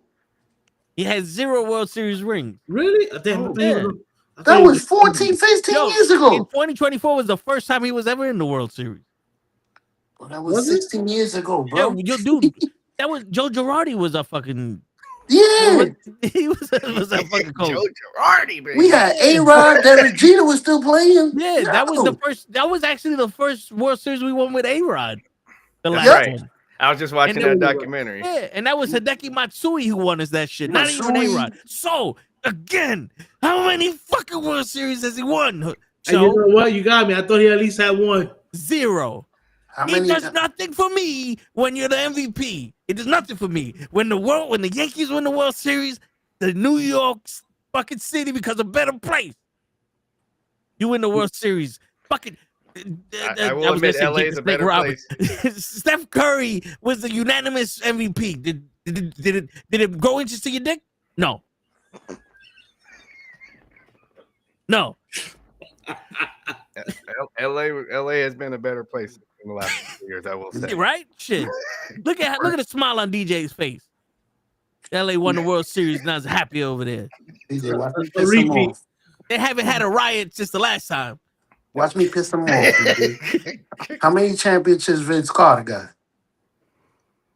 See, why you gotta go there? My Why you bad. gotta- why you Uh-oh. gotta go there? He got that many. Uh-oh. Bro, Vince Uh-oh. Carter's the fucking I'm goat. How many- on camera. I'm gonna go this way. I want him.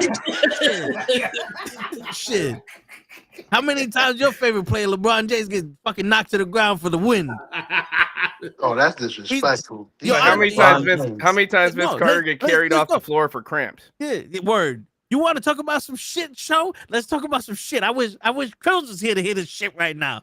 LeBron James is the only player in history to get a technical foul called on the fucking oxygen. All right, motherfucker. The oxygen, he did. The He oxygen saw the touched oxygen me. and choked me. It hit me in the face. He's on the ground crying. Call it technical oxygen. They took all the oxygen out of the stadium and replaced it with new oxygen. That's the reason why Anthony Davis keeps getting hurt, because he don't have oxygen supplied to his fucking limbs. Wow. Motherfuckers talk about Vince Carter. Vince Carter's a fucking goat. Shit, watch yourself. My bad. My bad. Not for nothing, but sure, you do realize that you will probably sometime this week see Toe. He's been hiding from me. For 2 weeks. Nigga, more than that. It feels like 2 months. Sooner or later, everybody pays the piper. That's right.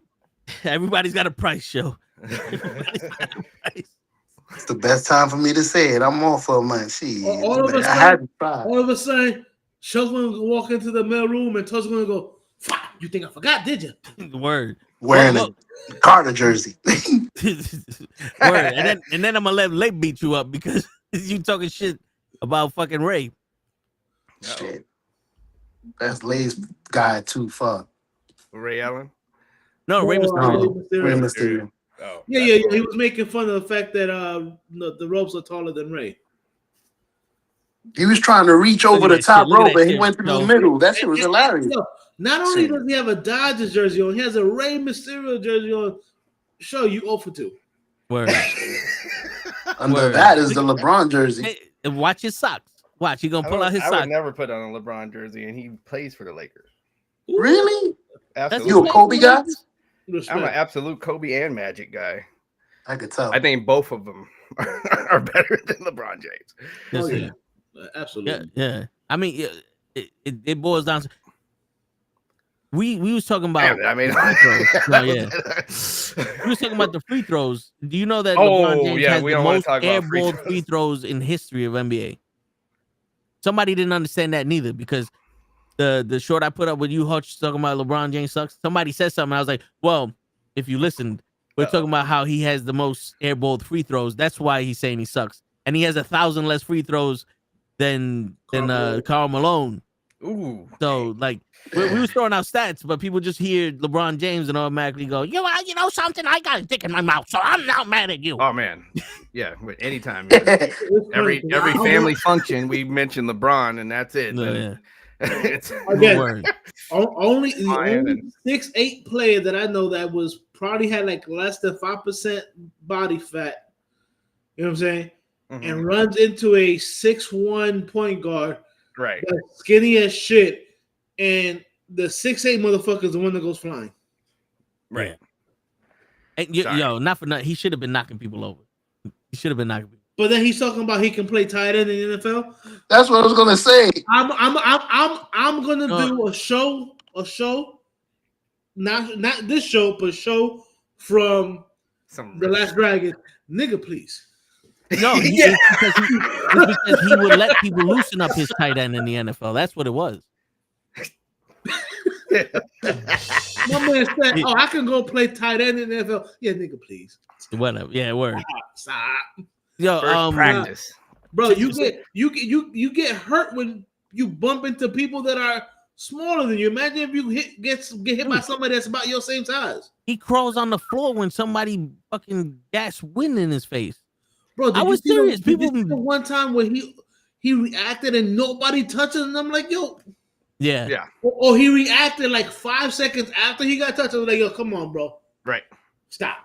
Right. Like, I don't understand why you're on the floor. Well, I understand why he's on the floor crying, because he doesn't want to play defense. Right. He's a bitch. That's what it is. Because you ever see him play defense? And him and James Harden went to the same school of defense. Just stand there and hope that they miss. But meanwhile, he played the prevent defense. Send him to the big guy. He won. He won. I think he won the defensive player award, and I'm like, no. I said he's a good defender when it's somebody else's guy that he comes out of nowhere with a block. I go, but his guy, 1-on-1? I'm about to say they like to chase down block, and it's like, no, if you really look at like one of the arguments, like this came up at a family function.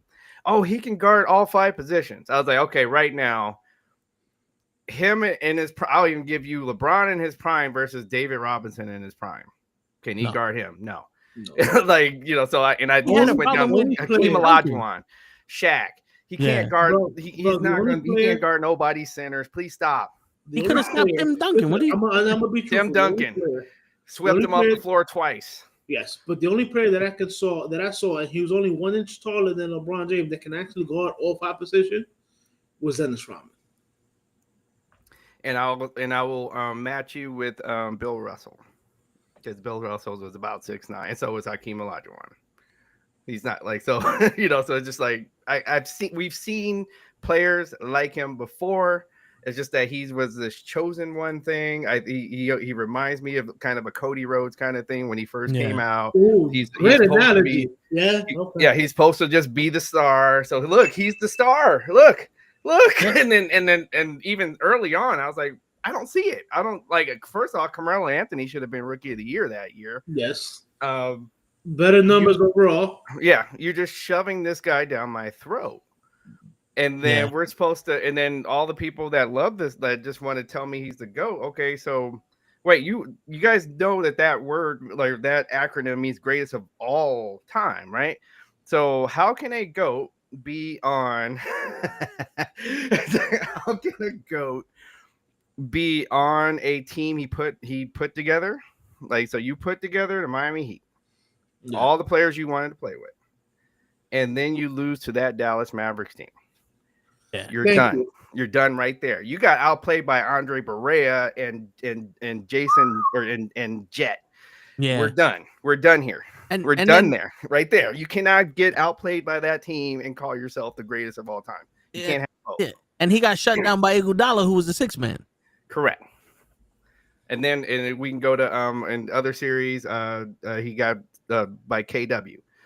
So Kawhi Leonard. So his people can call. We'll shut them down too. Yeah, but Yeah, please I mean, call. Yeah, please. Yeah, word. Please. We need the views, motherfucker. Yeah. We not afraid of no ghosts. Shit. No, but yeah, I stopped watching basketball around that time when he came back.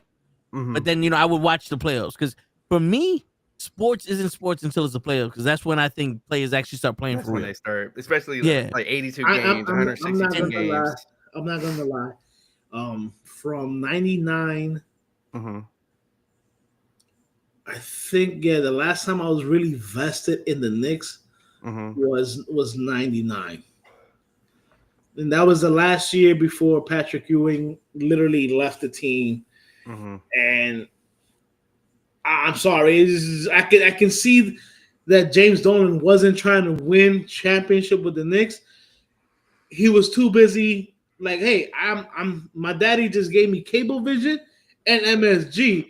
I got money. I'm just gonna do whatever the fuck I want. What? Oh, yeah, wasn't he also invested in the Rangers more than the Knicks? Well, no, because since you have MSG, he also had a stake. He owns the Rangers and the Knicks. But with the Rangers, he didn't know anything about hockey, so he actually let hockey. He let them do, yeah. Let them do that. With basketball, he actually thought he knows basketball. And no, you motherfucker, you don't know basketball. That's one thing I will give to Dr. Buss.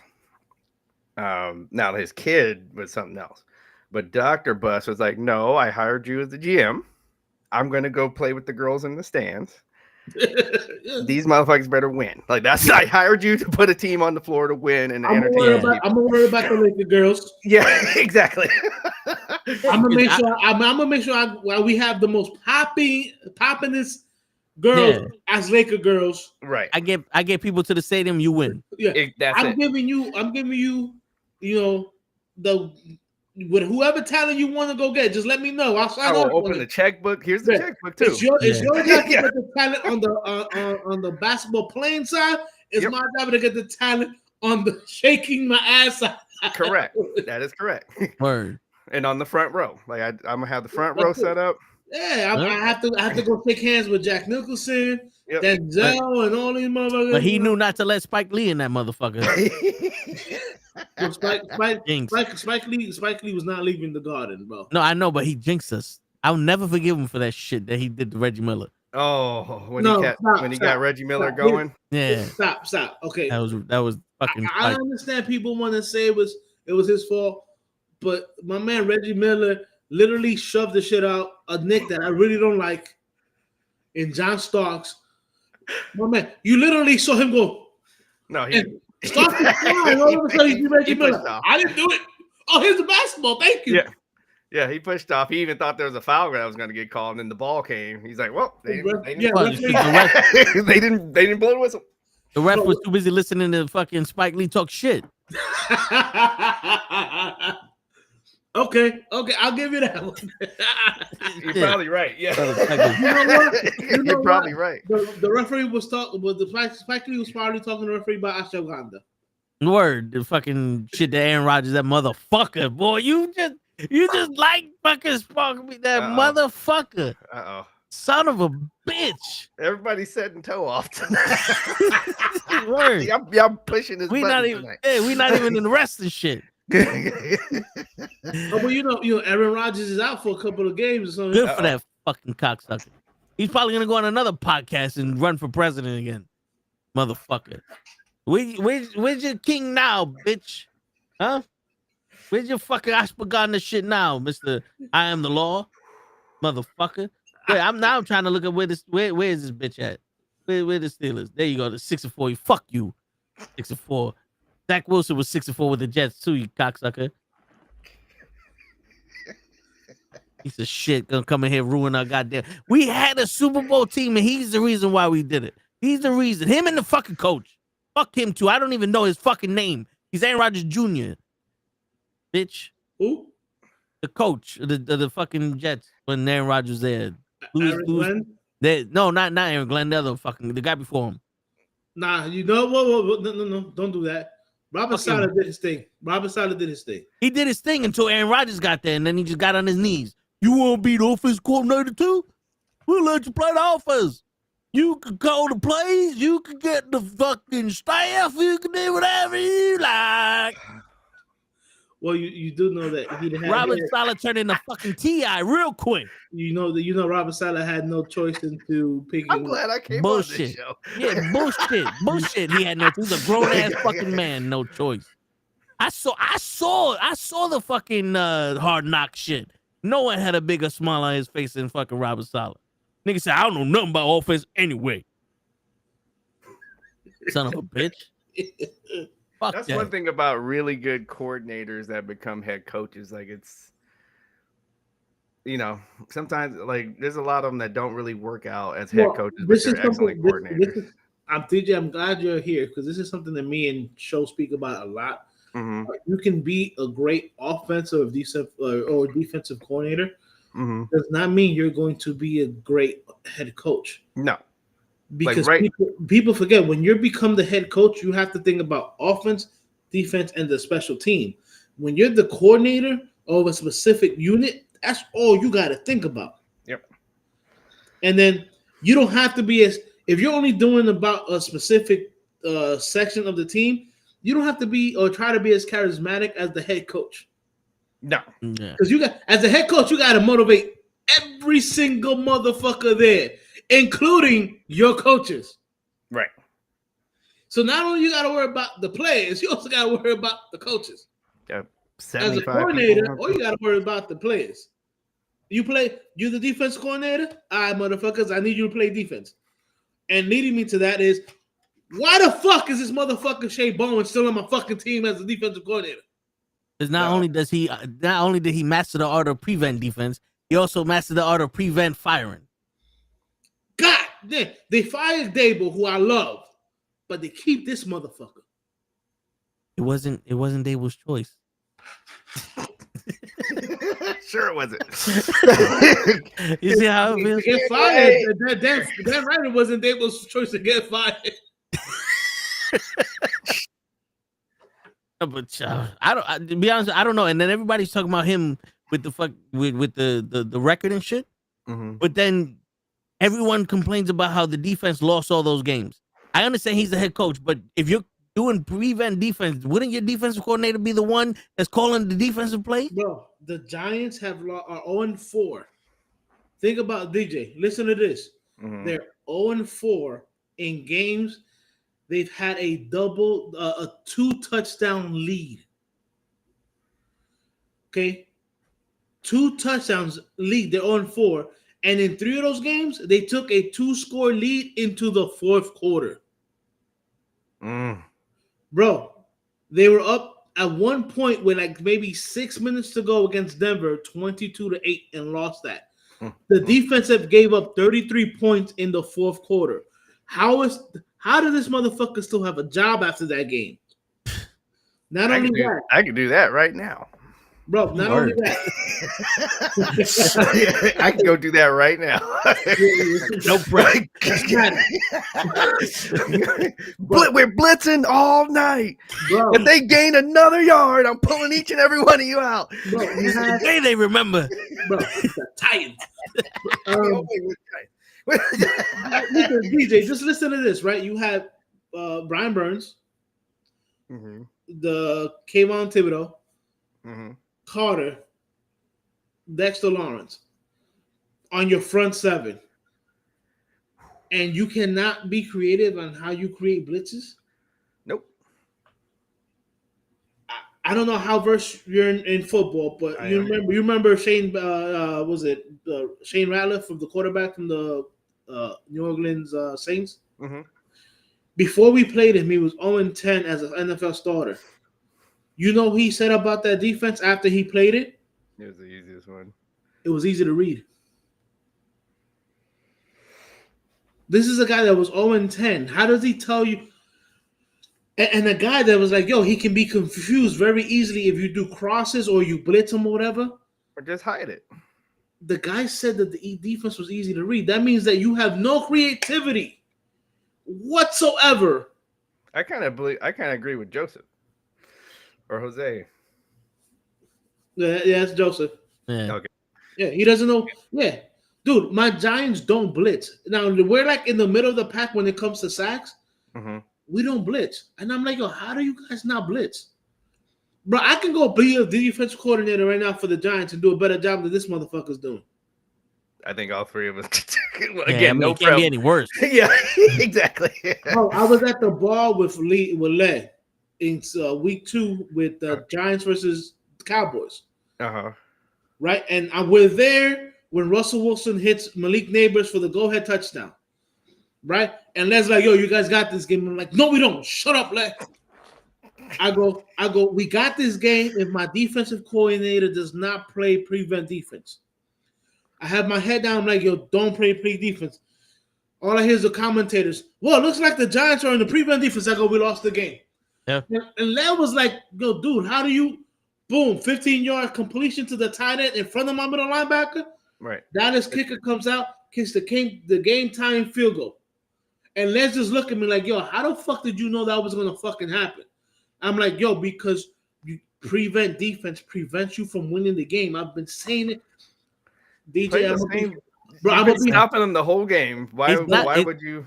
It's not a mystery that prevent defense don't work. I mean, it doesn't work. It doesn't work. I'm going to be 47 in about a week or so. I've been saying that shit since the 80s. Prevent defense prevents you from winning the game. About 30 plus years of saying the same shit and motherfuckers still play prevent defense. They do. It wouldn't be in my playbook. You know the only time you play prevent defense?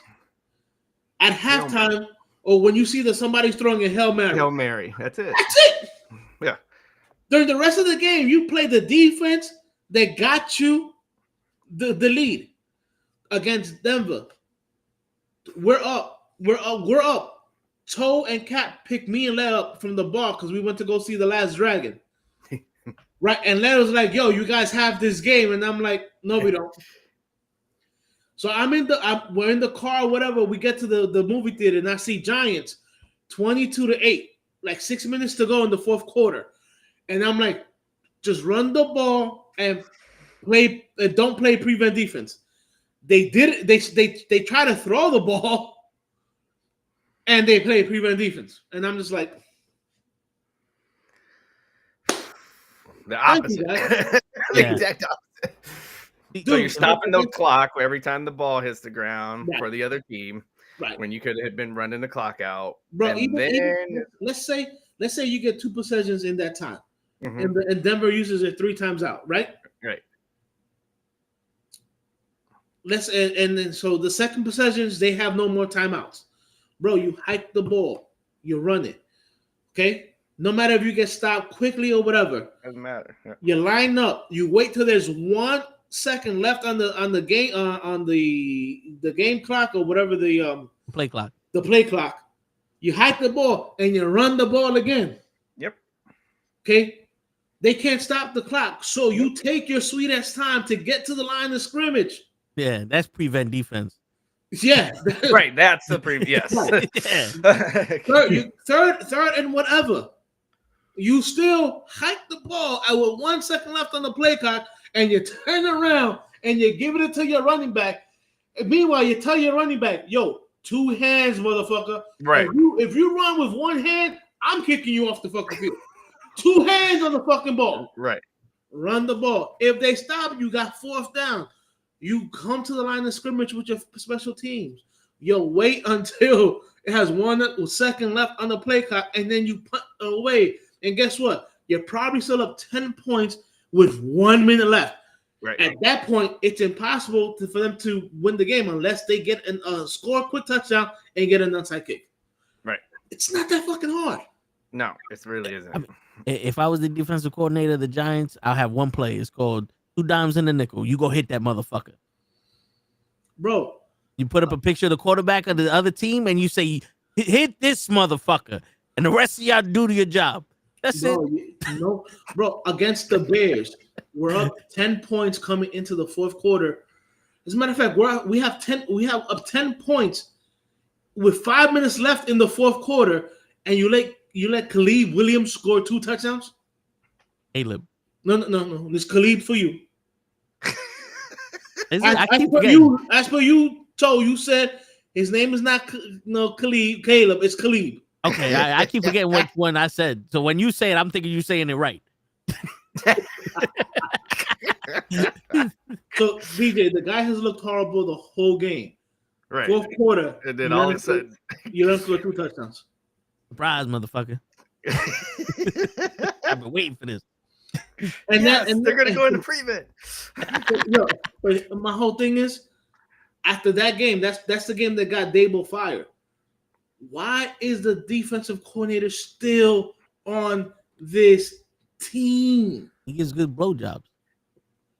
What is the Bro, what is the again, Chiefs ranking in defense? The Chiefs defensive coordinator used to be the Giants defensive coordinator back in 2007, where the last one of the second to last time the Giants won the Super Bowl.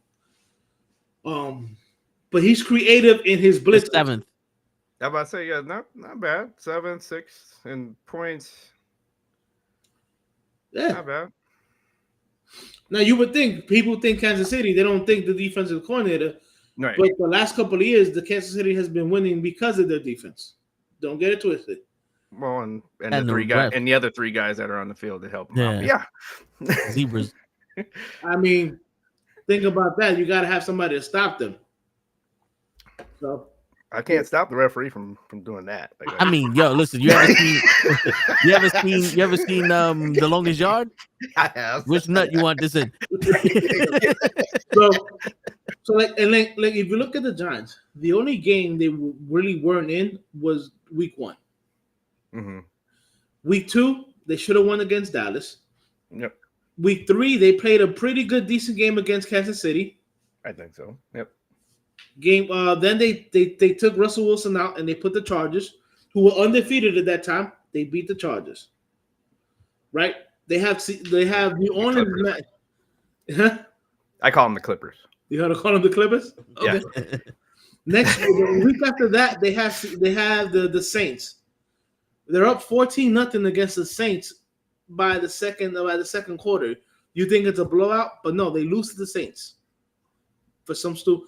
Oh, by the way, in that game against the Saints, when we're up 14-0, he decides to play some kind of zone scheme where you know this guy, you know, he's Rashid Saheed or whatever, who just happens to be one of the fastest wide receivers in the NFL. Right. Yeah, he puts him in a situation where my safety is going up against him. One on one. No help. Literally one on one. Yeah, that's my defensive coordinator, DJ. That he decided to do that. Okay. So the Giants literally, if they win those 4 games, let's say they even lose to the Packers. I don't know. First of all, I don't know how you lost to the Packers when Josh Jacobs goes down, right, and Jordan Love goes down for like a couple of series. No, I thought that. I was like, okay, they're about to pull this out. When I saw those 2 go to the locker room, I was like, all right, then here we go. Right. Psych. Yeah. And by the way, the Giants went into the 4th quarter leading that game. Right. So another game that they lost, so they go into the 4th quarter leading. So, and how is my defensive coordinator still on my team? Because that is defensive coordinator. Like when you're leading in the 4th quarter, that's where the defense is supposed to come in. Right.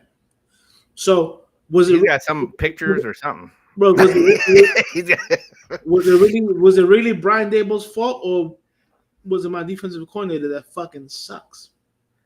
I honestly didn't agree with firing, especially in the middle of a season. But not only that, here's another little tidbit. Last year, the reason we drafted Malik Neighbors was because Dable went to Joe Shannon's like, no, I want him over Romeo Ozuma, who went to the Chicago. Right. And even though Neighbors got hurt this year, he's doing good. Romeo's doing good. But both even though Neighbors got hurt this year, if you put their numbers right now side by side, Neighbors still has better numbers than Romeo. So Dable was correct in taking Neighbors over Romeo. the reason we drafted Jackson Dart was because Dable went to Joe Shea and he goes, out of all the quarterbacks, I want Jackson Dart. Mm-hmm. Jackson Dart was playing good. And I mind you, I get that you might have been upset with how Dable handled the possible concussions he's had. But the kid is playing great under Dable's and Kafka's tutelage. Why would you mess that up? Especially when he was the only guy, he was the only guy in that whole locker room, the brain trust that wanted to draft in Jackson Dart.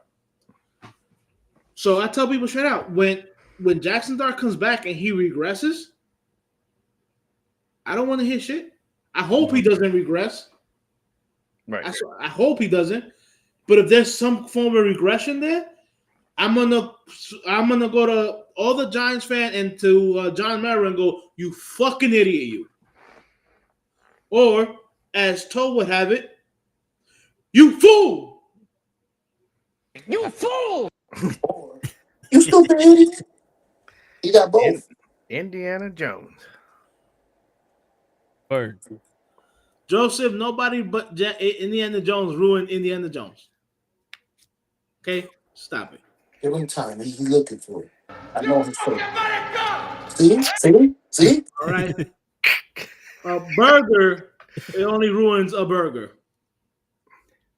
Word. Wouldn't it be the chef? No. No. So No, the chef no, doesn't no. ruin the burger. Not when it comes to Daniel Jones. Yeah, Daniel Jones got mustard on his shit. Daniel Jones. You know what Daniel Jones is? Remember Eddie Murphy's Raw? Yeah. When his mother goes, nah, you don't need McDonald's. I can make better burgers than McDonald's at home. Better than McDonald's? Yeah, better than McDonald's. Yeah, Who's some of the onions over there?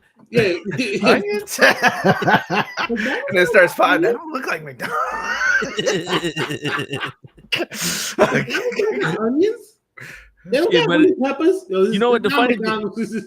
The funny thing is, Right. Hutch, your defensive coordinator talking about Goonie Goo Goo. Right. Yeah. I thought I He learned put some his Puerto he Rican put his shit, face dog. in the water and came up with fish and looked at the camera and said, "A Goonie goonie goo goo." I went up to my neighbor. I said, Goonie Goo Goo, what the fuck is that?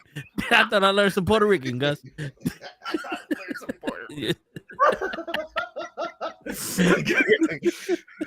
Oh, man. Joseph, If you don't Daniel know, Jones was a burger in high school, was a burger in college, and he's a burger in the NFL. So the Giants and Dable did not ruin him. He's been the burger all his life. I mean, listen, it doesn't help the fact that he can't make a decision while he's on the field. When he was doing good, it was with number 27 or number 20. Was his Number Jaquan. 26. number 26? Hutch, don't call him by his name no more after he decided to cheat on us. But Shaquan, while he was an option, it was basically hand the ball off to somebody who's going to score for you, or run the ball yourself. wasn't they getting rid of him? No, they just didn't want to pay him. Okay. Here's the story. Of a man named Brady. That's fucking crazy because we were on the same Saquon, when Daniel Jones and Saquon Barkley were both up at the same time for contracts, right? They tried to sign Saquon to a deal. They gave him a 3-year deal with like $27 million, but only $19 million guaranteed. Saquon was like, yo, you make that $23 or $24 million guarantee, and I'll sign the deal. Right? Joe Shane goes to John Mara. John Mara goes, nah. So then they put the franchise tag on Barkley, and then they signed Daniel Jones to the 4-year contract, which was, again, even though the guarantee money was half of the contract, it was still a smart contract because the Giants can then cut Daniel Jones after 2 years without any dead cap space. Mhm. So the next year after that, the whole Barkley, we're gonna give you the liberty to go and find a deal and then come back to us. But Barkley never came back. He just signed with the Eagles straight out. But at the end of the day, John Mara is a multi-million-dollar, he's a millionaire. You know what I'm saying? You're telling me you couldn't reach into your pocket for some pocket change because for them $2 million is pocket change. Right. You know what I'm saying? You own an organization worth was the Giants' organization is like top 5 in net worth in billions of dollars. Right.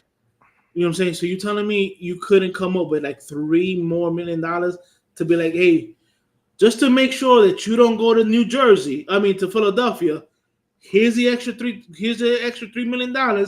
You can stay on my team. $10.5 billion. Yeah.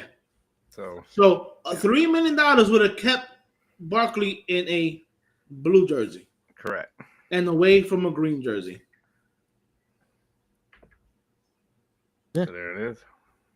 And that's what made Burger Jones look like a better, more mobile Eli Manning. Right, because listen, when you have an entire defense that's going to follow one guy, you can run bootlegs with a white guy that can run straight. I mean, just don't ask him to run long because he's going to trip over his own fucking feet. It's that prevent defense. Right. And look, I know Joseph is trying to joke about Daniel Jones, but look at the point.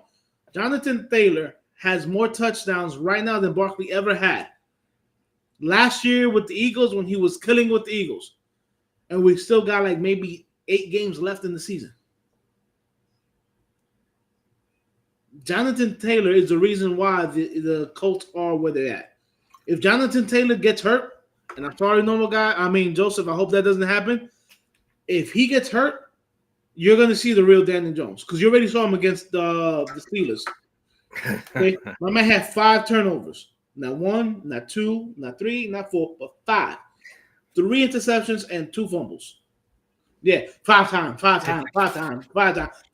He's a yeah.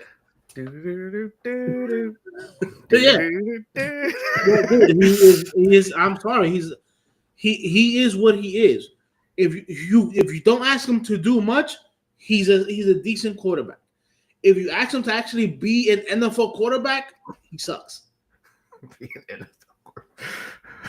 You think about it, DJ. I want you to look at an Indianapolis Colts game and see if Daniel Jones comes to the line of scrimmage to audible a play because he still doesn't audible a plays.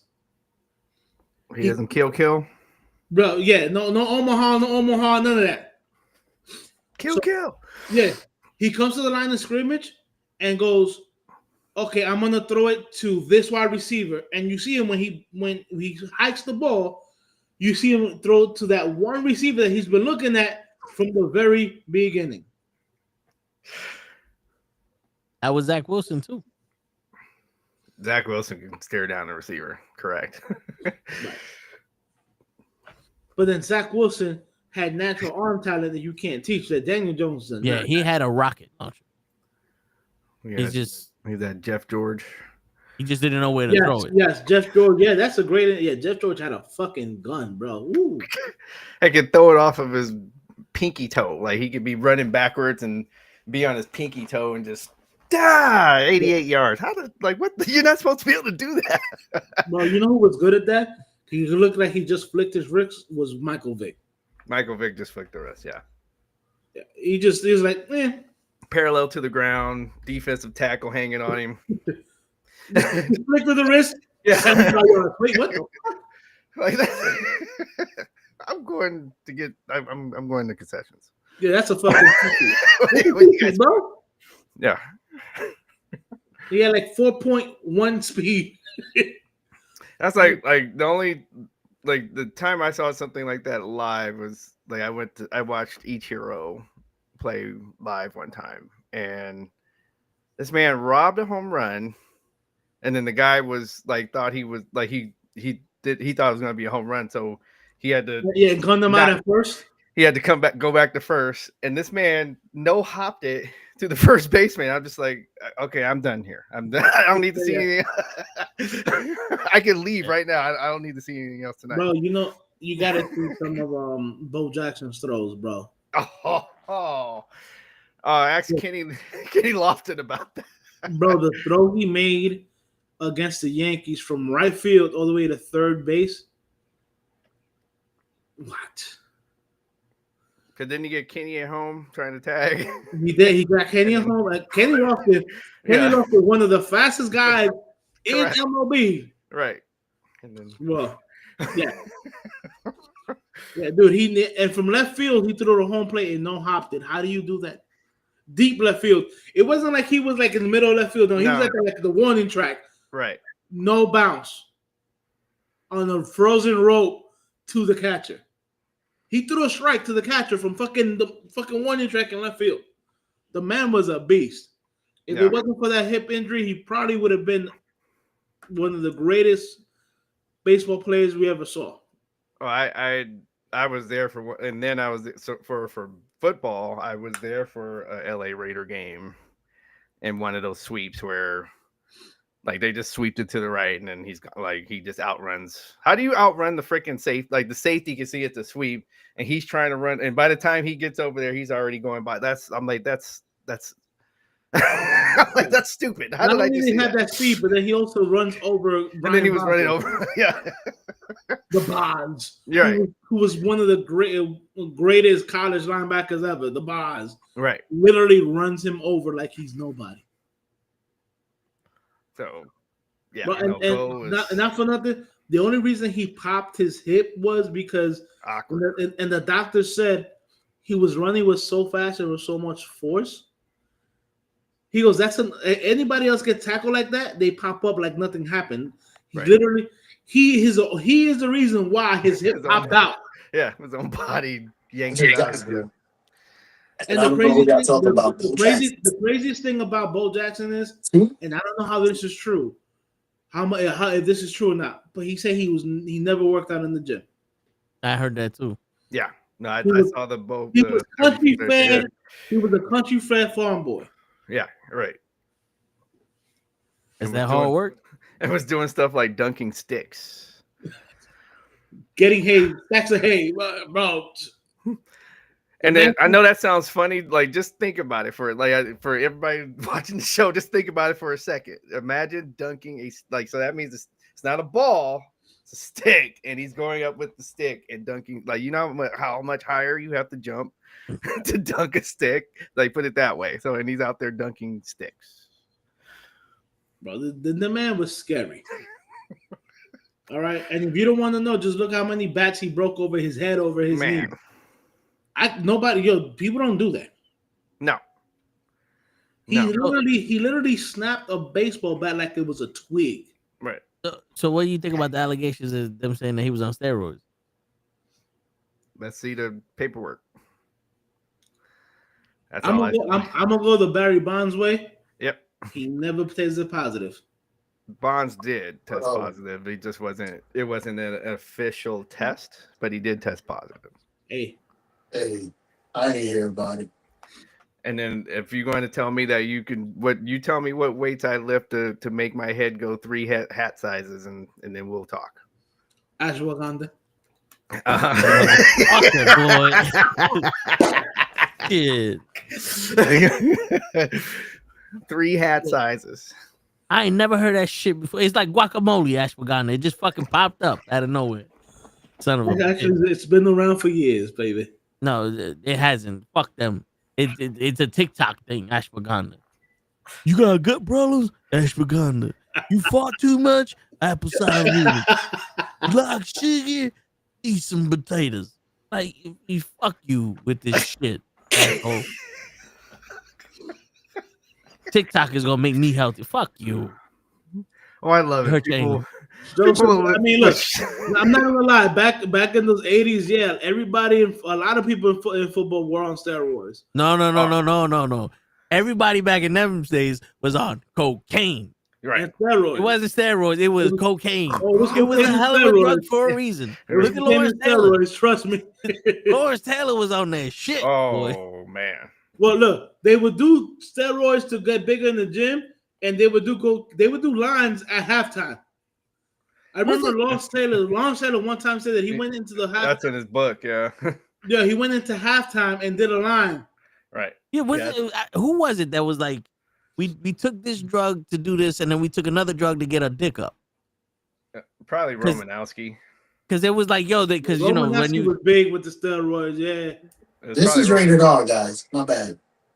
Just letting the kids know. hold on. Now you want to say that? We've been off for 2 hours and 15 minutes, and now you want to say that? No, your face is rated R. You was taking a piss on the fucking stream while we was here. You want to talk about this rated R? You were literally standing there with your dick in your hand. I'm not saying stop. I'm just announcing it to the crowd, bro. Damn. Show. I was interrupted by you to tell these kids what a brochure was, and you think they know what rated R means? They think rated R is the only thing that they rate fucking comic book movies as. They think rated R is a fucking Edge and Randy Orton tag team. Right.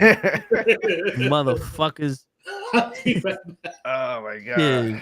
Speaking of Edge and Randy Orton, just so y'all know, tomorrow we're gonna be talking about the 80s wrestling. Because I'm tired of talking about wrestling nowadays. DJ, I'm tired. We can talk about it. We can talk about, Survivor Series, whatever. But let's go back to some good times.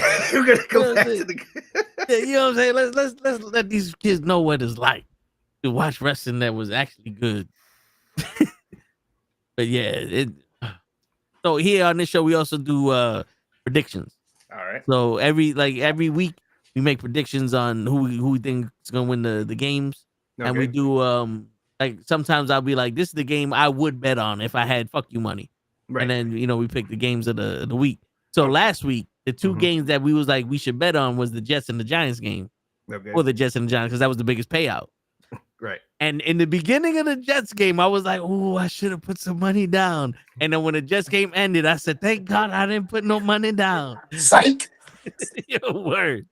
Because I think the thing was, if you put $100, you won like $460 for the Jets. And then it was, yeah. Yeah, because you're about to. I'm still hurting off of. Me and my girl, we went to Vegas on Saturday night, and we are, of course, we're Laker fans. And then we saw the Lakers were underdogs in the game against the Milwaukee Bucks. And she's like, "We should put money on it." I was like, "Yeah, we should put money on it." And then we kept like thinking about it, and then we were doing activities with other people. But then the game started. It's like, oh, we didn't do it, but they're probably like, but Milwaukee's probably gonna just beat us anyway. Every time we kept looking at the score, like they were just pulling further. The Lakers just pulling further ahead. I'm just like, don't show me the score anymore. I was so upset. You know what's funny, DJ? I think 3 weeks ago when I first did it, I said, "Oh, the Panthers. I bet on the Panthers because it was a plus 700 or minus 700." DJ, if I would have bet $100, I'd have got $860. And I was like, I should do it. It's like, fuck it. But I mean, why not? I didn't do it, and they won. And I'm like, yeah, I remember it was an upset too. Yeah, I was like, you motherfuckers. Then it made me think like, all right, which game can people make the most money that were already like in the know? Right. Because now you got to think of this as if it's rigged. So there's no way in fuck any normal guy would have bet on the Panthers that week. Right. You know what I'm saying? So they were like, all right, now you can make your money because the Panthers are going to win. Yes. So now we got to find games like that. And we make our money. I think it's probably the beginning of the season where we make most of our money. Now we can't, but sorry. We figured it out. Figure it out. We'll get Jack Tunney on the line. Word. But shit. Fucking speaking of Jack Tunney, the this week's picks. So I record how many winners we got. And Joe is a cheater. He's winning. Joe's a cheater. Yeah. He got 105 games he picked correct. Well, damn. Joseph's in second with 96. Holch is in third with 88. I'm in fourth with 85. And Damien is only last place because he missed a week or two. So he's in seven. He got 75. By the way, we all have the theory that Show went back in time and has the sports almanac from Back to the Future. Yeah. So, so I mentioned this when everybody was watching that if you do the sports with us, the winner outside of the people who are the hosts here will get a free Knucklehead shirt. So so Joseph right now is in intention to win the Knucklehead shirt. Nice. But Fuck Joseph. That's my the thing shit. is, this is the You thing. already have a couple asshole. You're gonna see. You pay for it, show. You got money. Oh So man. the thing is this though. It's like every time we go, all right, who's gonna win? The Jets or the Patriots? Everybody says that thing. Joe's quiet. Joe. Oh yeah, I'm here. I'm just thinking, who's home? And you see him on the phone. Oh, they're supposed to win. Oh, what does Pat Matella say? The Patriots. Like I guarantee he's looking up somebody else's picks. There's no way Show don't know nothing about football. And I know this because I had a fantasy team and Show's helping me out with players I should pick up. I pick up those players, my fantasy team started losing. I was the last player. I know Show don't know shit about football. Going over. He was in my fantasy league. Shit. I got somebody from the Chargers that they ain't never fucking throw to, and he's always like, that's their number one receiver. I said, bullshit. Then I started thinking that the NFL was raised like, because he's black, this motherfucker don't want to throw it to him. Only other reason. Yeah, I knew he was one of them motherfuckers. What about Chris Oil-Late? Remember him? What the fuck you call me? He's Chris Olave. Olave. Oh, maybe it's Maybelline you talking about. There it is. See, I knew you. See, he's the one with the nickname. He didn't do shit for me neither. DJ, this is what we go through every Wednesday. Yeah, yo, listen. DJ, if you don't know, I can't read, and I'm not gonna try to pronounce these motherfuckers' names correctly. So whatever it looked like to me is what they call it. Owumbawe is plays for the Spurs. Antetokounmpo plays for the fucking Bucks. And maybe it's Maybelline was on the Saints when I had him. So and Caleb is the quarterback in the NFL also. There's two Calebs. Yeah. And don't forget about your man from San Antonio. Oh no, that's Tom. Owumbawe? Is that the lyrics to the Lions game tonight? Yeah. It means no worries. The fucking Wambiambi. Wambawe. Yes. Yeah. So shit. So don't ask me to read shit because we out here. It's for real. Yo, too. Joseph. You got the score for last week? He just, bro. No. He said it for he gave us the score for the whole year. He usually tells us how you went 9-6 last week. No, I tell you because we go through the games and I say who picked right and who picked wrong. But so Hodge had a bad week. He had like 6 wins. Oh. This was a pretty good week for me because I had more wins than Joseph. But for some reason, Show must go back in time and tell me who wins, or he fucking cheats. Because I don't know how. I'm gonna be honest. Anytime Show picks a team, I try to go the opposite team. And that's why you did bad. These are the stats right here. Look at all of Show's fucking things. It was only 1 week he was bad. Wow. And yes, people, those are capitalized eyes. Fuck y'all. Yeah, I haven't figured out how to fucking make it so it counts itself. Fuck y'all. You know, if you crisscross it, that counts as a fifth. You show me how to crisscross this shit on a fucking notepad. You do that. You come here and you fucking speak to the guy with the red fucking face. All right, asshole. Jerky McJerk. So now let's go over the fucking games. You fool! There you go. See, get it right. Now the Jets versus the Patriots. Me and Joseph picked the Jets. We were right, but the Jets decided to lose. But the Jets decided. Yeah, they decided to lose. Yeah, it's not our fault they decided to lose. The Patriots, they only won because they had more points. Oh, they decided. Oh man. I'm not Yeah, gonna make it through. Word. We have a good time on Wednesdays. Oh man. Yeah, Joseph, this wasn't your best week either. But yeah, so the Patriots won. So Damian Hutch and Show, they got the right pick. Now, the Commanders and the Dolphins. I don't know what kind of fucking fantasy world we was living in, but the Dolphins won, and I was the only one that picked the Commanders. So, You fool! and now I'm starting to think maybe the Commanders ain't as good as they fucking thought they was. Well, the quarterback is fool! out. Don't matter. It's the fucking Dolphins. Debo or whatever. What's his name? Falafule. He's Tua. fucking. He's drunk. He's drunk. He's drunk. Yeah, He's but drunk. they still have a very good. Oh, here we go with the show face. They still have a very good running back.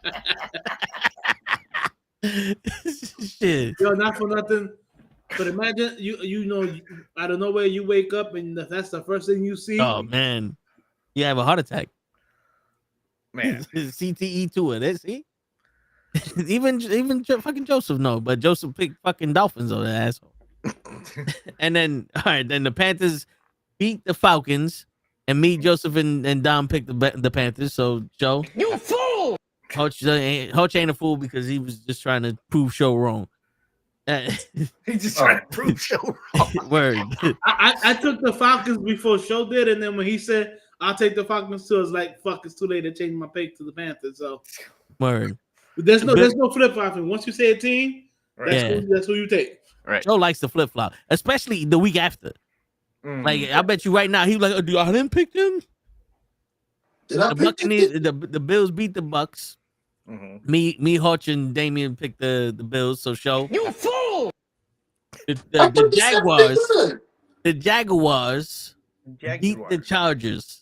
Yeah, I took Me, the so I picked the Jaguars because I'm always picking the Jaguars. Show jumped on my bandwagon, so Show, You fool! but the Jaguars won, and it was me and Show who got that one right. convincingly. They whipped Yeah. that ass. Yeah, they And athletics. To the Word. LA Clippers. Word. Okay. the Bears beat the Vikings. Me, Damien, and Joseph got that one right. Hutch and Show. See, every time Show pick with Hutch lose. You fool! I'm picking with him. The Packers beat the Giants, and that's only because the fucking Defensive coordinator sucks. yeah. So the Giants didn't lose. So the Show, you pick the Packers, You fool! you lose that one. We're gonna take the point away from you. Fuck that. Technicality. Technicality. Word. Show was the only one that picked the Steelers. But because Aaron Rodgers is on it, You fool! Show you lost that one too. Just because Aaron Rodgers is Fuck that ashwagandha looking motherfucker. The Texans beat the Titans, which everyone except for Damien picked the Texans. The 49ers beat the Carolina, why was I gonna say the Red Sox? The Cardinals, and everybody picked the 49ers. The Rams beat the Seahawks, which Hutch was the only one that picked the Seahawks. I didn't pick the Seahawks. No. Dude, the Rams won. You picked the winning team. You fool! So for that, I'm taking your point away.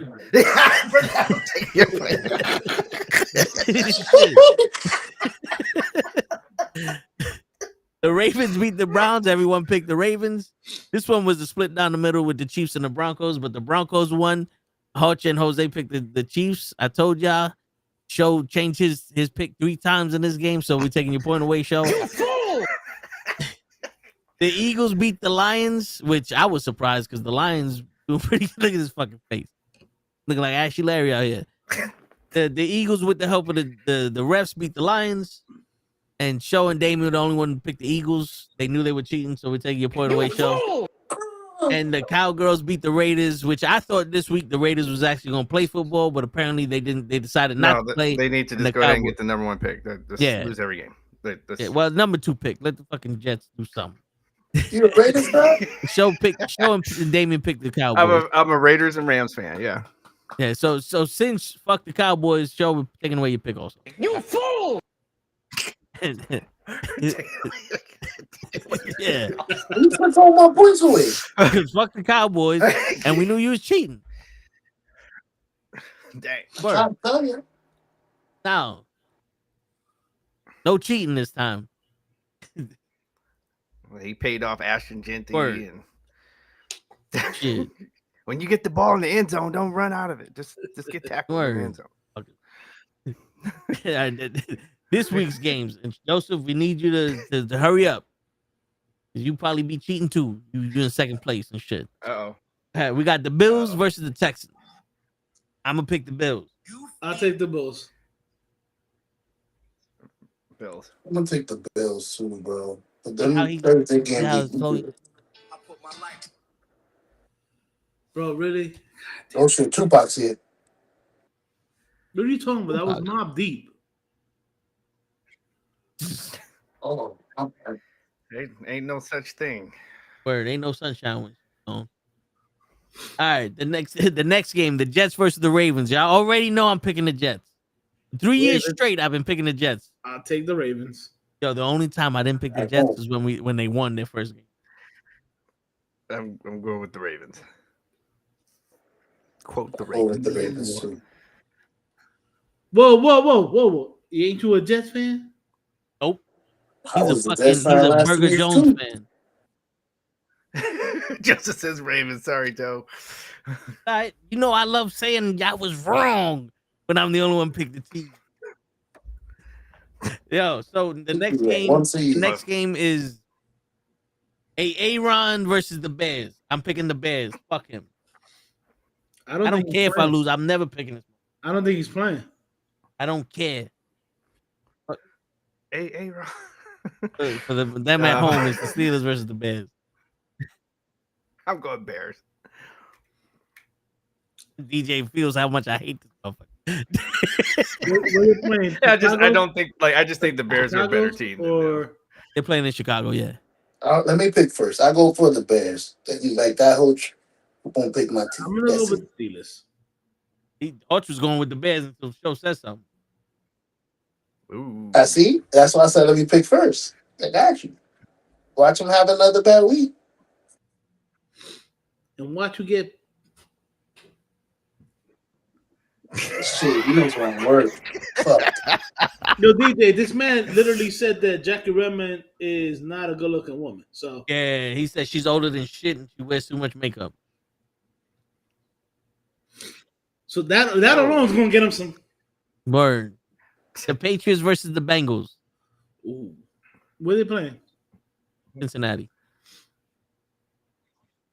How's Falco? Jane Falco? I call it Miles and miles of heart. Yeah. I'll go with you. You know, I'm gonna go with New England also. Because every time I pick against them, they decide to fucking win. Oh wait, and Chase he's suspended for a game, so yeah, I'm going to Patriots. I'll go Patriots too. They're gonna be a receiver Shit, now. I didn't think I would know that. That's right. Higgins is on my fantasy team, so throw it to Higgins, but still, no. Right? They're not going. It's not gonna For be some enough. reason, every time I had Higgins, they didn't want to do shit with him neither. Yo, he's been doing great for my fantasy teams. All my other See what I'm doing? Your fucking fantasy team. all Though, my when I got a fantasy all my other team, running backs and wide receivers ain't doing shit. when I got a fucking fantasy team, no one wants to act like they fucking play the game. And then he blames it on me. You the one fucking tell me to pick them. Steve Higgins is good. I wanted to pick Hakeem Olajuwon, Lou Alcindor, fucking You said you Antonio wanted Freeman, Cotton. Antonio fucking Freeman. Like Gonzalez. alien comments. World Word. be free. You know what I'm saying? Meta I want to World pick Facebook Meta. Yeah, motherfuckers won't let me pick these motherfuckers. Talk about they gotta play now. Fuck that. What is this shit? Yeah. It's fantasy, right? Motherfucker. These are the players that are in my Yeah. fantasy that I want. Where's on my Jordan team. at? Shit. Motherfucker. The Giants versus the Lions. They're in Detroit. Detroit. You know, I want to pick the Giants, but I think I'm gonna go with the Lions. Shit, You said they you said could be Lions. Zimbabwe. I said The fuck you He said? would never. Rewind that tape. What? See? I said rewind that tape. He would never. nobody understands the words that come out of your mouth. Word. Nobody. Who did you pick, Joe? The Lions? I got the Lions. Can you hear me? Yeah, you said rewind the tape, but I asked you what you said, and then you said rewind the tape. Then I'm over No, here I like said- rewind the tape for what you said. Nah, I said rewind the tape. Did Coach not pick the Giants? You That's act what I like the was saying. Giants. You act like the Giants got a fucking chance. It's like the Jets. The only reason why I picked the Jets is because I have to fucking deal with this pain, Joe. You are a fake fan. I am a real fan. I have to deal with this pain of this toxic relationship because I'm stupid. This toxic. That was me last year. I lost a lot of money. Shit. Not about money. It's about By passion. the way, what's that spread on that Giants game? Because Yeah, Yeah, you're gonna have to check that. You might have to bet on that motherfucker. All right, the next game is the Vikings versus the Packers. You know something? Fuck the Packers. They're the ones who gave us Aaron Rodgers. I'm picking the fucking Vikings. That's the way I picked, DJ. Well, whoever you don't like, that's I'm you're gonna not go picking. with the Pack. You know what's funny? The Lions are actually the underdogs. They're negative 550 versus the fucking Giants plus 400. You're bugging. That means Wow. it means they supposed Okay, to. English. All I understood was that You means. speak it. The Giants is the underdog. Do you speak? Plus 400? Say what again? Yeah, that's a big underdog. What's up, my Nika? I'm gonna take the Vikings. You said you're gonna take the who? The Packers? The Vikings? The Vikings. Right. Who you taking, Hodge? The Pack. And Joe, who you taking? Packers. Well, Hodge is losing this one. Told you, let me pick first. Yeah, Hope you might want to just let Joe pick first. The Colts versus the Chiefs.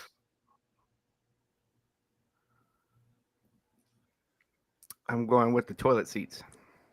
Oh, he's going with Oh, that. all right. Ooh, Daddy Does. I got Patrick Mahomes, buddy.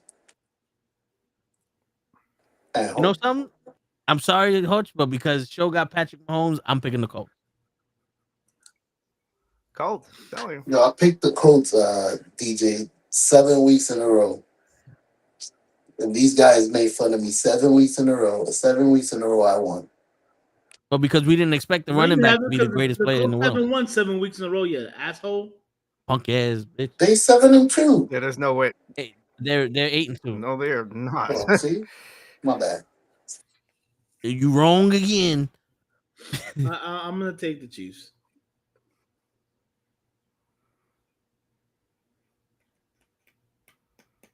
Sorry, Joseph, I can't pick fucking that asshole. I get it. The Seahawks versus the Titans. Remember the Titans. But I'm picking the Seahawks. Seahawks. Seahawks. Clean sweep. Clean Hawks.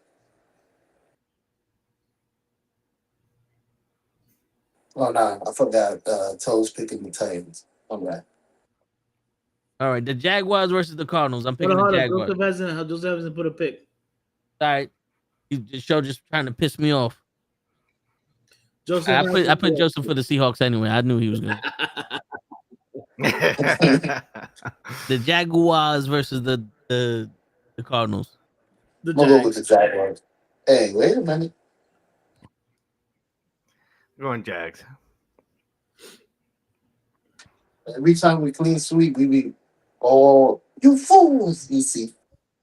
Now when- well, the Jaguars been like doing some Ric Flair wins Right. here, like just last second, just crawling away with wins. Plus, Kyler Murray's not playing. I think even Kyler Murray was playing at this point. I'm sorry. I think he's done. Like he's a He's second. not high. He's a second string quarterback. I don't think he's a good quarterback, but he's still better than Jacoby Brissett. True. Would you rather have Jacoby Brissett or Daniel Jones? Jacoby Daniel Brissett. Jones. Ooh. Jacoby Joseph? Yeah, Joseph. You ain't picked that, Joseph. I like his answer on that. Joseph, we need your answer on this week's game. DJ, you have a game of the week yet or no? No, I didn't like. No, I didn't. No, I know that's in the. That's part of it. I will have Alright. one next time.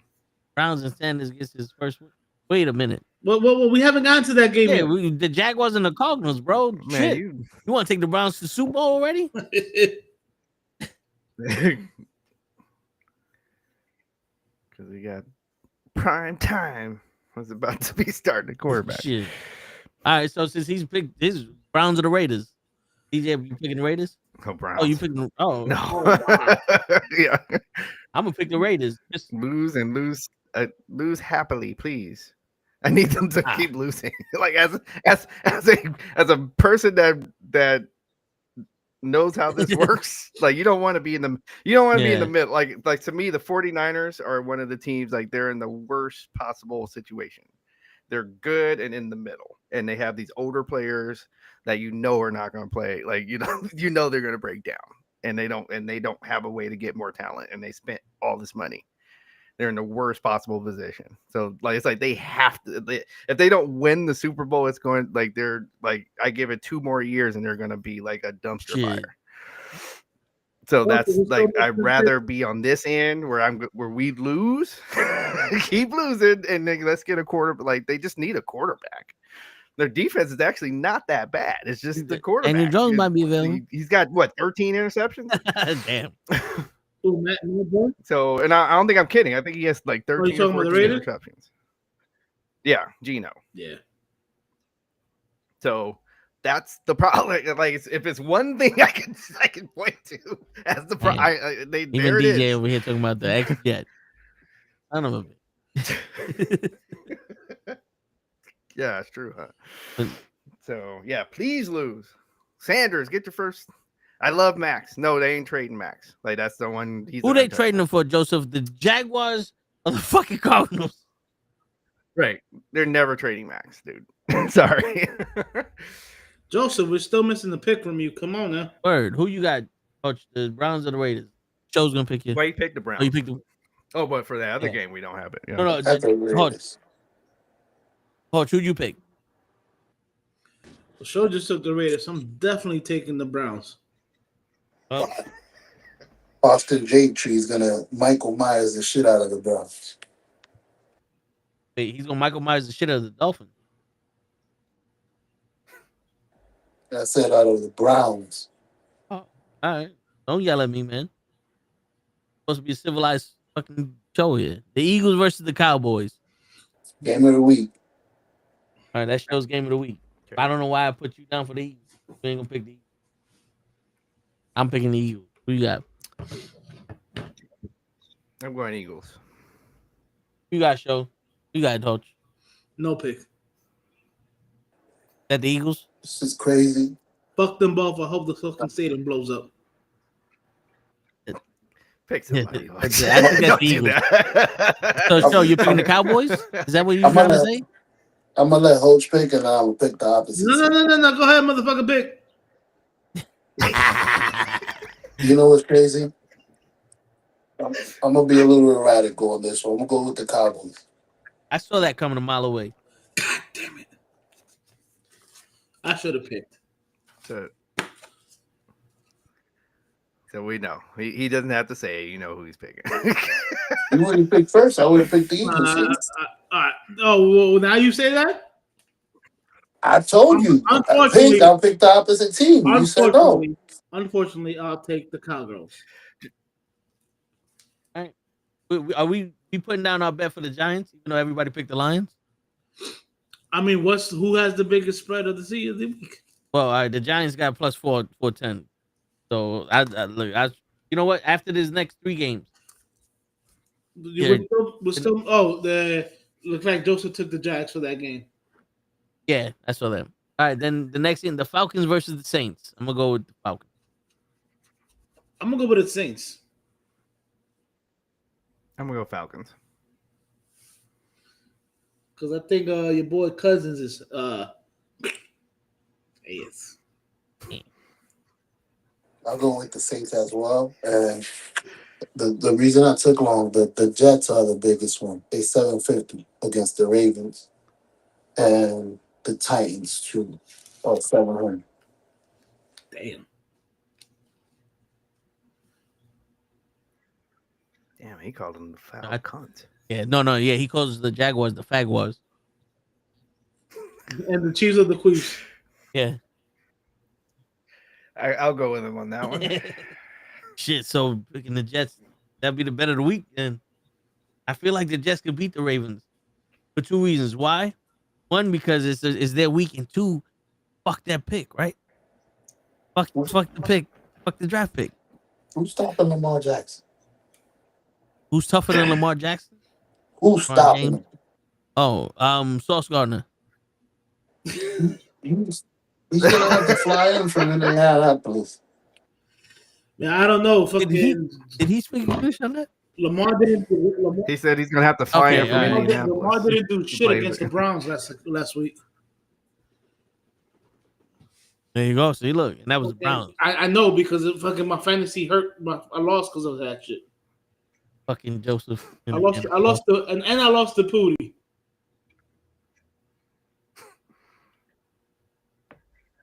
Indiana sauce. Word. Who you got, Joseph? The Saints or the Falcons?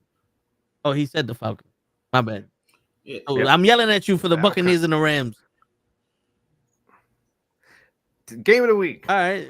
Game of the week for DJ. Who you got? Rams? Going. You know I got this. I go with DJ.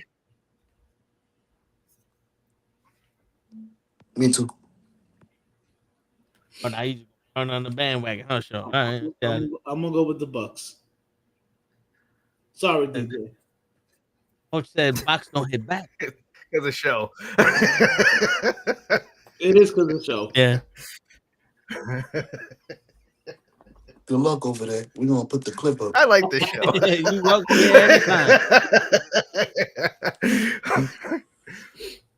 Man, All right. we have a good time on Wednesdays. Bird. All right, so now the last game of the week, the 49ers and the Panthers. So that way show doesn't get confused. They're in San Francisco. I'm going to pick the Panthers. I'm about to say, so the 49ers is that team I like. So like how you guys, they're teams you can't, one of the teams you just can't pick. I cannot pick the 49ers. I'm gonna go with the so 49ers. I'm going Panthers. Good luck with that, DJ. I'm going with the 49ers. God damn it. Yo, DJ, next week when we reveal who wins, I'll let you say You to fool! the rest of them.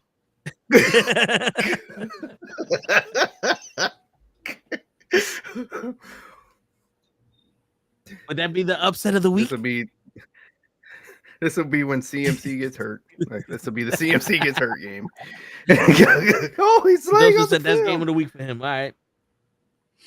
Damn, that's a West Coast You team know who I too. want to see?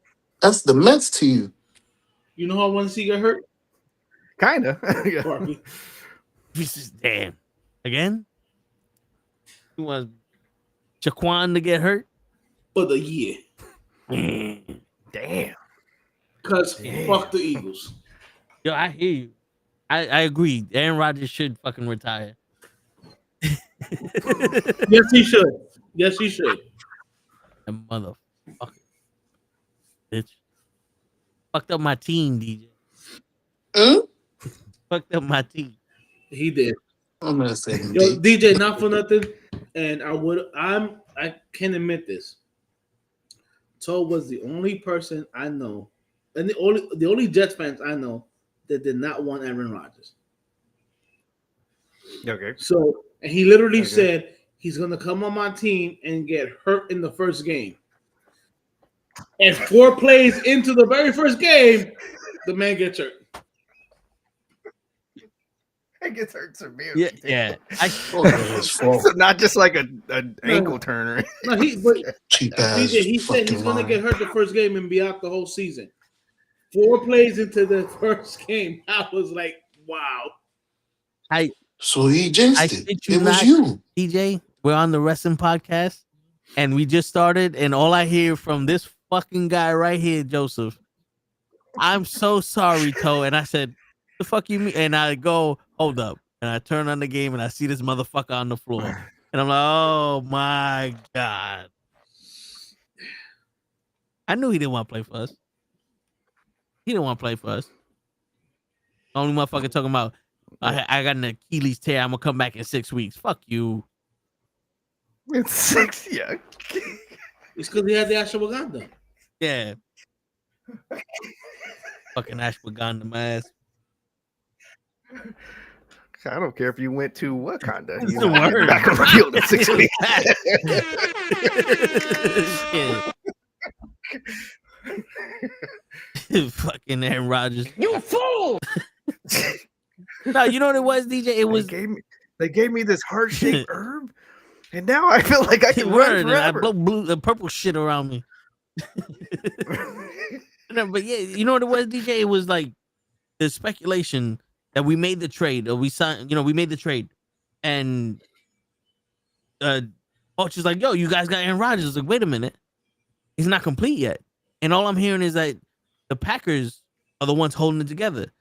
Then I'm hearing, no, the Packers agreed to it. The Jets agreed to it. They're waiting on Aaron Rodgers.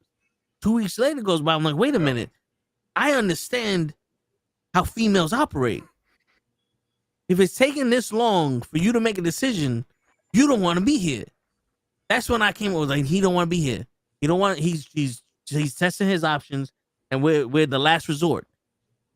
No other team wanted him, and he played. And then that's why I was like, he don't want to be here. I guarantee he's gonna find a way out, and he's gonna fuck us over. He's gonna fuck us. He fuck you with the cell phone. He fucked us with the Rodgers. And yo, we should have learned when they did that same shit with fucking Brett Favre. Because I don't know how Brett Favre comes to our fucking Jets and gets the fucking record for the most sacked quarterback in the history of the fucking league, the most interceptions in the history of the league, and then wins a fucking Super Bowl with the Vikings next year. Like, fuck you. He just went to the playoffs. Hey, that's winning the Super Bowl. If he'd have took the Jets to the fucking playoffs, he would have been the best Jets quarterback after Damon. Yeah, Paddington has still got the second. Motherfucker. My man, Chad Didn't Sanchez take Word. out of the playoffs? too? Our defense took us to the playoffs. He's up somebody's ass, eating up old people. Well, there was, I mean, He was on Osmosis Jones. He went up somebody's ass, and started fighting. He started fighting the fucking sickness. Wow. The enema. Remember coming out of college, the thing was, who was a better quarterback, Matt Stafford or Mark Sanchez? Yo, listen, Herm Edwards, I think, would have had a better fucking run with Mark Sanchez. The problem with Mark Sanchez was that Rex Ryan didn't want to fucking sit his ass down. Well, also Rex Ryan got rid of all the wide receivers that Herm Edwards put on that team. I'm about to say. Yeah, I remember He's that. so good, he don't need receivers. Throw that shit to Right. the air, and the air He's gonna bring throw that it to shit the to top? fucking- Yeah, He's going to miss the perfect hit. yeah. He's like his Yo- receivers was me, Hoach. The tattoo that Rex Ryan got would have caught the fucking ball. and Rex Ryan's wife. Yeah. Yeah. Yeah, dude, I remember that team. Yo, he gutted the wide receivers and the running backs. All he had was that tight end, Yeah. right? Like And I think Revis. that was it. Yeah. And Revis on the other side. Of the Yeah. ball. We had a decent running back. He went and wanted to rebuild the defense and got rid of all the offensive players. Yeah. Rex Ryan is a great defensive coordinator, horrible head coach. And for 5 years straight, we get like the 6th pick in Oh, the draft, him- and we keep getting defensive linemen. Right. So Phillips.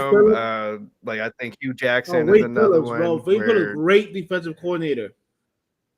Yep. Horrible Yep. head coach. Oh, wow, show's about to dispute this bad show. I'm about to what? Dispute it. You have that look on your face, like you ready to just tell everybody they're wrong.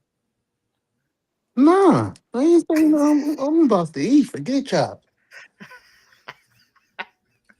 And that's what we deal with on Wednesdays. Yeah. Coach, I don't know if you heard, but tomorrow we're gonna be talking about 1980s wrestling. Might make an appearance. All right, so you always welcome. You know how it is.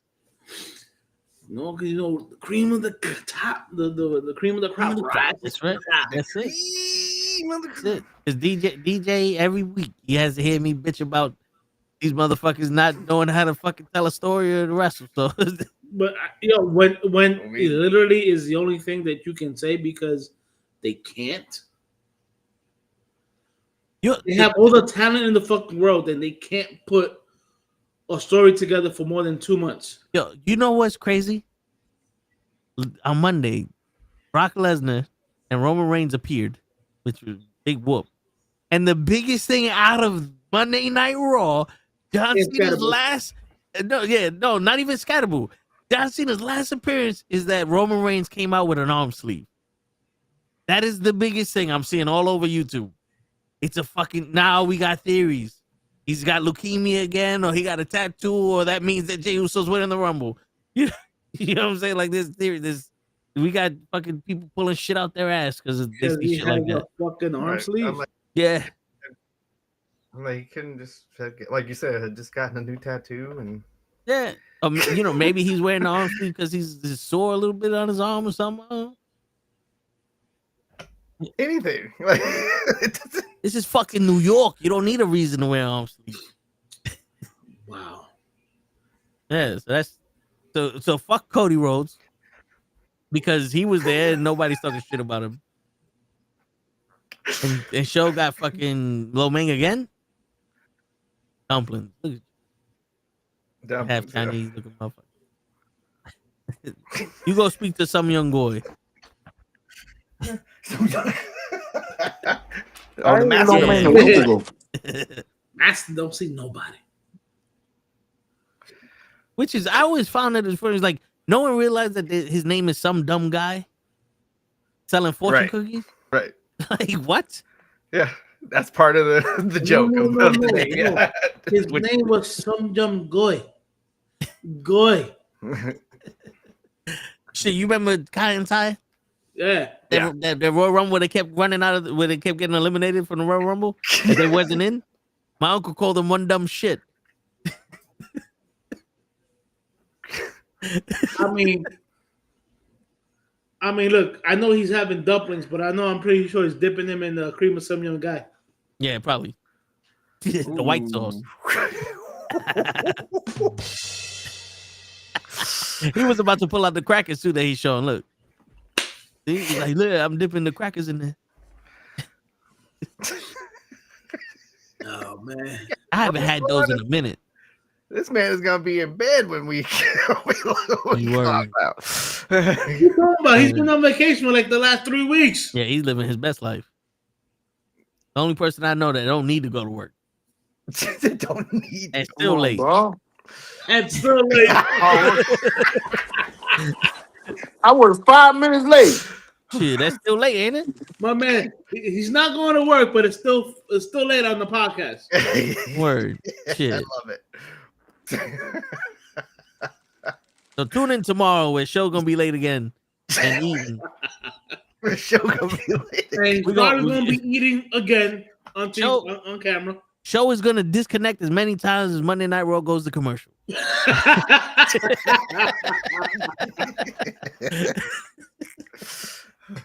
No, you know what? I figured it out. Even though I know you guys have to watch along on Mondays with Raw, if I watch Raw on Tuesdays, it skips the commercials. Yeah, no, it's better. Yo, dude, I was so pissed off watching Raw because of these fucking commercials. I noticed we get 3-minute commercials on Netflix. They give you the timer. Right. And then they go back for 3 minutes or 4 minutes, and we go back to commercial during the match. The Maxine match, we literally only saw 4 minutes of that match. Wow. And that's including the entrance of Becky Lynch and the celebration with AJ Lee. We physically only saw 4 minutes of that match. Wow. No wonder no one's watching the shit. If I want to come and watch wrestling, the best I got is I got 4 minutes with these women. It just so happens they have to be some of the most beautiful women in the world. I mean, according to Bernie Mac, one heavyweight round is 3 minutes. That's all you getting. I mean, yo, listen. That's us giving it to He's them, gonna, not them he's giving gonna it get us. his. You better get yours. Yeah, I but got you know, mine. You yeah. better get yours. that's a heavyweight round though. The fight is 12. You know what I'm saying? Stop all that hotter and busting nuts and we can go. Yeah. Listen, all I know is this. Tomorrow we talking about the 80s, and then the Toe and the Show, we're gonna have a serious conversation on how nasty these young niggas gotta be. These young men gotta be, because all these women don't want to have sex with nobody no more. These lions. And I was a nasty motherfucker growing up. So how bad you guys gotta be that women don't want to have sex with you? That's horrible. I know so many women. I want to be a sugar baby, but without giving no sugar. I'm like, damn, you can't even let the tip in. Like, look at the motherfucker while he's doing this shit. Like, it don't take much to please us. Shit. Not at all. Like Dave Chappelle said, make me a sandwich, suck my dick, and leave me the fuck alone. Shit. And sometimes you ain't even gotta make the sandwich. You know what I'm saying? I mean, I prefer making my own sandwich because I like my mayonnaise to be there. I like it a lot. Sometimes you can't trust it. If the mayonnaise don't leak out the back, you ain't put enough. Yo, that's disgusting. Shit, listen. This is the way it works. Listen, I don't eat mayo, so. I hear you. Same. Listen, everybody got their problems. That's yours. All right, now look. Joe finally off camera. Word. Joe put butter on his sandwich. I put butter on my sandwich. No, listen, What? butter's good, but I don't have butter in my house. Especially when you're doing grilled cheese, you kind of need the butter. Yeah. Well, you put mayonnaise on the bread that comes out toasted. I never did it. Listen, I don't like grilled cheese. I will eat grilled cheese, but it's not something I'm gonna make or something I want. I love grilled cheeses. I was so broke that we used to just eat the bread, just boil it up into a bowl and eat the bread like that. It was a meatball. My pops used to make egg sandwiches. You take one slice of egg, another slice of egg, you put it in between there, and boom, you got your egg sandwich. Bro, I used to do butter sandwiches. It was literally 2 slices of bread and some butter. Yeah, I used to do that too, but then we didn't get no butter no more, so I had to put the mayonnaise on. Yep. Or I'd have to butter and sugar sandwich. Mm-hmm. Butter and sugar sandwich. Yeah. So you spread the butter, Never tried the you sugar. sprinkle the sugar in there. I'm not. You know what? Fuck that. I might have to try that. Yeah. That's why people like you fry salami is like we ain't had salami for that long. Well, would be the bologna sandwich would be 2 slices of cheese and some bologna with no cheese because that government cheese was hard to fucking. Man. Shit. You know what? Damn. You ever had the pepperoni sandwich? And you could have softened it because it would never. No. Yeah. I lost Yeah. a baby tooth on Yo, listen. You know what's the cheese that's a half a moon but it's Spanish? Queso hell. You put that in some hot chocolate, you'll be all right. Okay. Now, DJ, the funny thing is, like, I said that shit to Show and Hutch and everybody Spanish that I know, and no one knows that shit. My grandmother was born in Puerto Rico, and she used to do that shit for us all the time. My brother made tampleque. I used to ask my Spanish friends, yo, you ever had tampleque? What the fuck is that? And they say, I'm not Spanish. You see that? They say, Right. I'm not Spanish. I'm eating food from the land.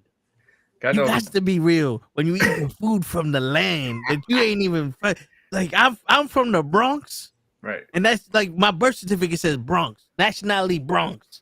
You know what I'm saying? Gender Bronx. Your passport. Yeah, you know what I'm saying? Like, Bronx. You know what I'm saying? Like all that shit. Like hair color Bronx, and then I'm eating food from the land. They want to say I'm not Spanish because I don't speak it. Shit. Look at Show's face. You don't speak it? Yeah, no ticky, no laundry over here, motherfucker. But yeah, You like Santa Cruz? Your Spanish not very good looking? that's right. Tom Yeah, Blake my is the accent ain't only very word he good. knows how to say. What? I said Tom Blake is the only Spanish he knows how to speak. Fuck that, man. I know how to say a lot of shit. It's just all curses. Mhm. Like I'm a I was about to fucking say- pica I'm coño. pretty sure you know how to say mama werewolf. Oh yeah. Puto maricón. What's funny is that like so my girl is Filipino, and so most of the Spanish cuss words are desserts in the Philippines. Pussy. You cheesecake looking motherfucker. You fucking hot Sunday looking motherfucker. You Danish. So a Filipino person would be like, "Why are you calling me a slice of cake? Like what?" Yeah, how sweet am I to you? Like, wait a minute, you calling me sweet? You saying I'm gay or something? Like, wait, Yeah, now I gotta exactly. dissect this shit. Yeah. You talking about hot chocolate? What the fuck? Strawberry ice cream looking motherfucker. Did you just come and let it, boy? Word. And then What then milkshake mean in Filipino? I'm about to say, then they talk to you and they're like, "You want a bitch?" Like, you know, no, this. And then I was like, "Oh wait, is that what that means?" Like, so They're just bringing a woman out here. yeah. Like shit. Yo, babe, have you ever had custard? Listen, motherfucker, don't be calling me that. Look, here, this is custard. Shit. What's All right now. on? You ever had a cinnamon roll? Damn, that bitch ain't that fat. Wait, what? Like, wait a minute. I ain't talking about nobody. Bad. Oh, you ever had a cheese Danish? Oh, what you call her grandmother? I'm leaving because some furniture about to start flying. Word. Like, yo, how's the carrot cake over here? Oh, Yeah. you do that shit in jail. You don't do that shit over here. Right. Yeah, that's why the fucking curse words are dessert. That's that. I just Yo, word. Right. I'm That's surprised like you don't when give I us. go- When I listen to Portuguese, and I'm like, okay, I know what that word is. Right. Because I don't know every what other that word word is, yeah, like basically every other word is something Spanish. Yeah, But then they go into like some dialects. some Just cues like French. and some words with cues in it, and you're like, wait, hold on now. But I need you to slow down. I can follow you when you go slow. They were like, how do you follow me when I go slow? Because I can catch every other third word. Right. So then I can get the context and okay, you said Right. Oh, you speak Portuguese? No. no. I speak Spanish. Right. I speak Spanish. Need. That's Spanish. And then and then you guys were talking about other foods like Mexico. They have a hot chocolate that also like it has corn in it, like so that's mixed in. I've heard of that one. Yeah, like a hot chocolate with corn. Yeah, so and it's usually around Christmas time. They not for nothing. So I heard about the hot chocolate with cheese in it, but it wasn't the yellow cheese. It was like white cheese. So that's when you said the yellow cheese, I was like, the yellow cheese? Never heard that one. I've never had that one, but Yeah. I'm interested. Yeah, I'm interested. I love cheese, so yeah. Right. Yeah. When the cheese white, it costs more. That's why we don't get it. So she said, "We doing it like we doing a abuela." The government only. I'm not gonna lie. When my mom used to go to deal, she's like, "Oh, what do you want me to bring it back?" I'm like, "Yo, give me like 3 wheels of the orange cheese." And people are like, "Oh, you can get that here." Like, no, it's not the same. Oh, give me nothing. 3 wheels of the orange cheese. Dude, I don't eat pickles. Like, I'll smack a motherfucker if I bite into a pickle. I went to Puerto Rico. They gave me a steak sandwich. I didn't know there was pickles in it. Those are the best pickles I ever had in my They fucking gave you life. a Cuban, probably. No, it was a steak sandwich. Just a steak sandwich? Yeah. It wasn't the pork shit. But So I probably went with the taste of everything, and yeah, no, like, everything was so fresh in there. I was like, oh shit. Well, that's the thing about that's the thing about the islands. Everything is it's fresh. Yeah. Yo, dude, it was tropical something. It was a fast food restaurant we went to, and I shit you not, it was one register and a table that you buy at Kmart. You know, the 6-foot table that had the aluminum foil trays, and a grandmama walking in with the tray full of rice and full of food, and they put it on the table. It was like a buffet. It was like a potluck, and they gave you food. It was the best fucking Spanish food I've ever eaten. And I had some Spanish food from restaurants around here in Manhattan.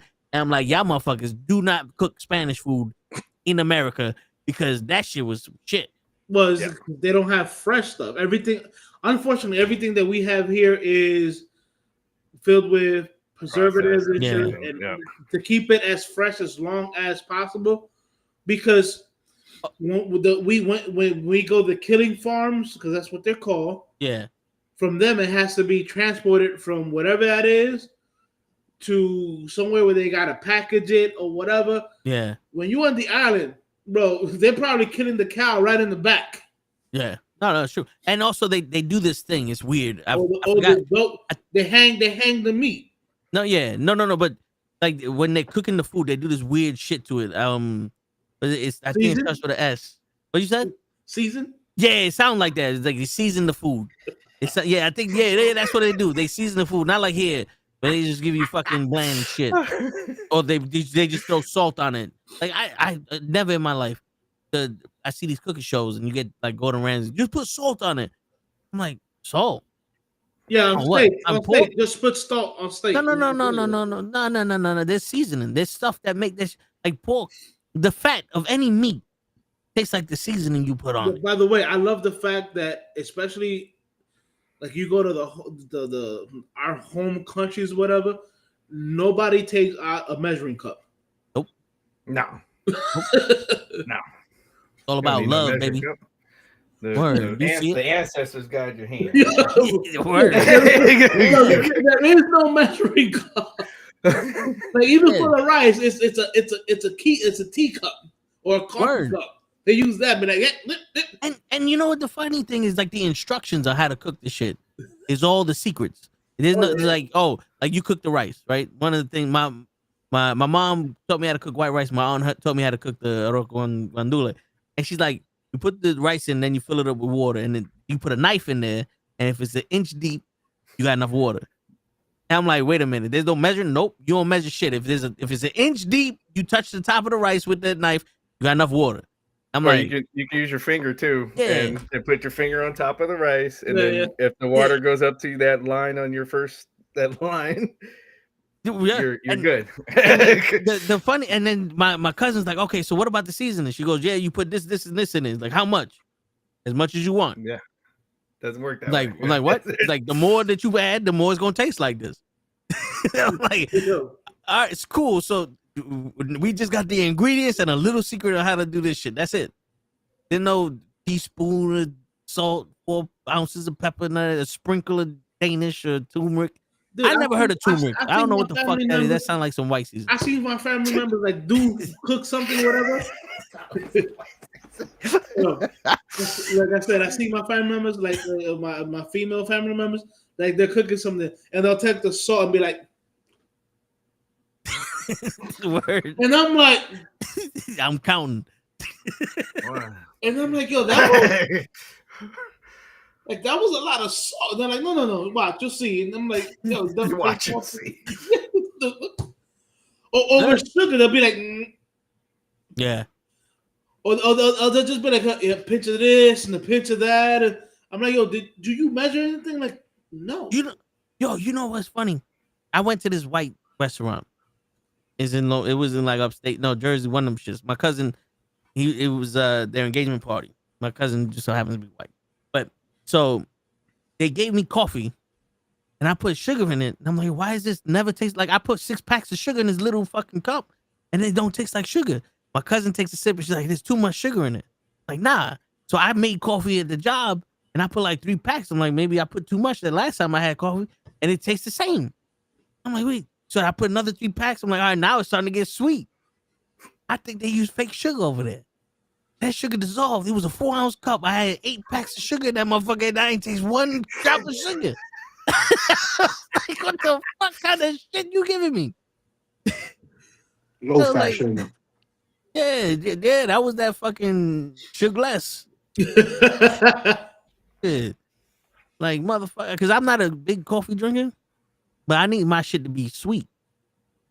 Because I don't like the taste of regular coffee. I don't know how people drink coffee black. My father. I need is half and half. Yeah, it's like drinking soda. My father's black, no sugar, no, just straight black. I was damn. Oh, you're like heavy D. Yeah. Black coffee, Listen, no sugar, no cream. Yo, that's how my father drank it, but now here's something weird. If you're asthmatic and you don't have your asthma pump and you drink straight black coffee, it opens up your lungs. Mm. And So I know this because when I was in DR one time, I didn't have my asthma pump. and I was about to catch an asthma attack, and my aunt made me some coffee, black, no sugar. I drank that shit, and it delayed the fucking asthma attack. Crazy. You could also go cold water over your back. Really? Mm-hmm.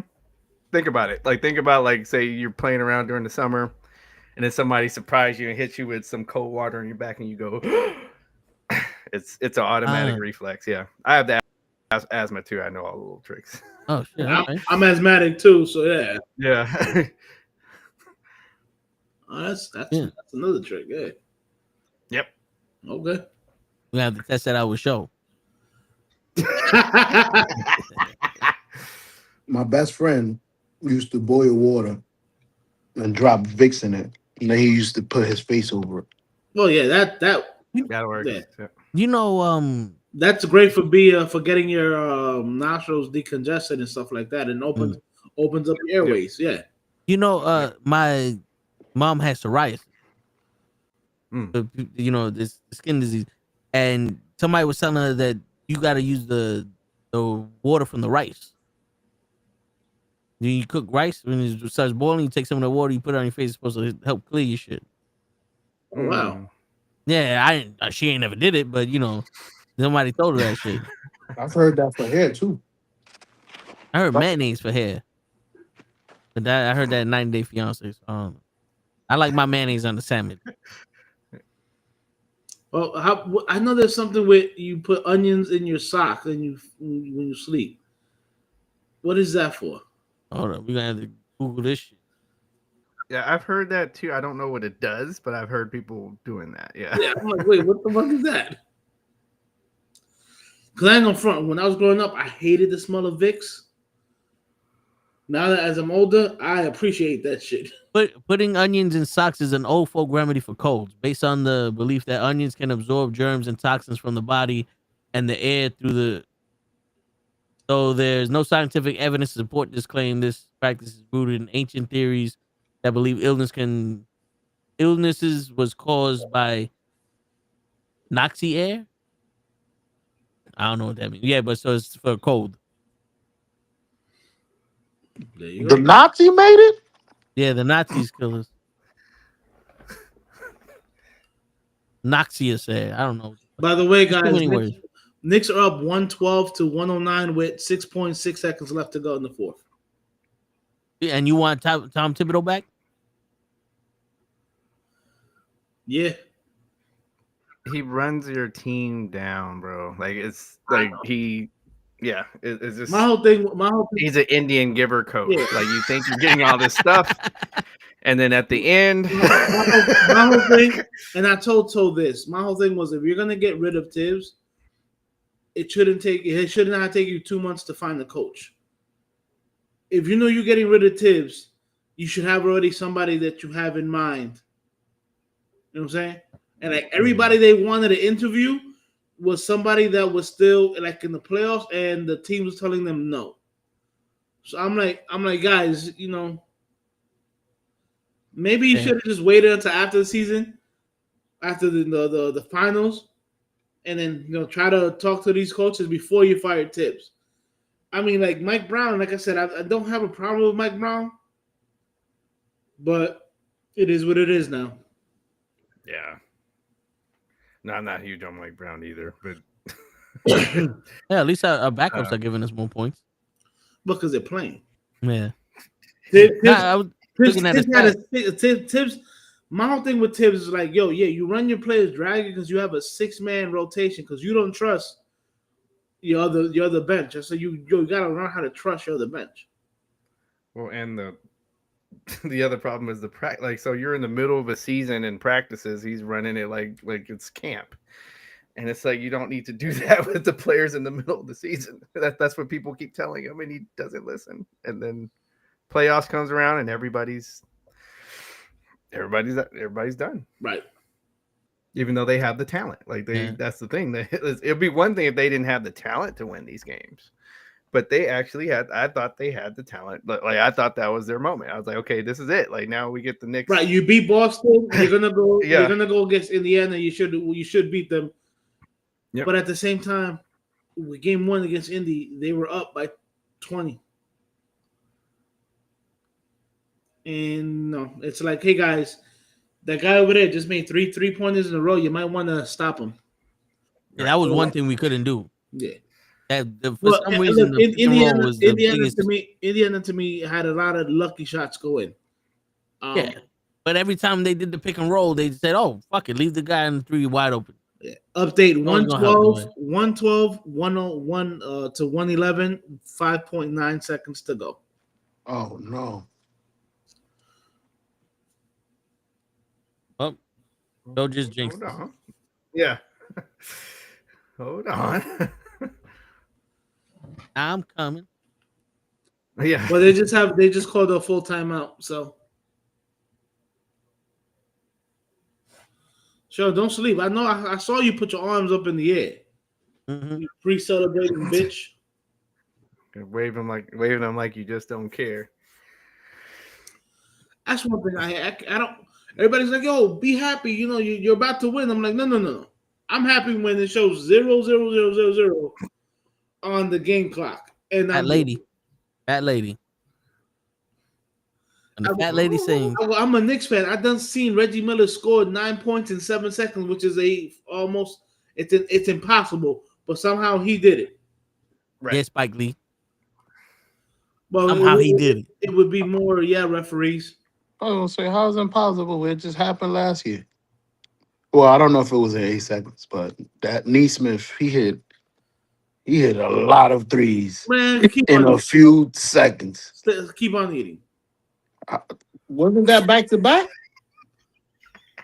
Dude, I'm talking about something happened with Reggie Miller's in the 90s. Keep eating, bro. I know. I remember that. You just said That was the.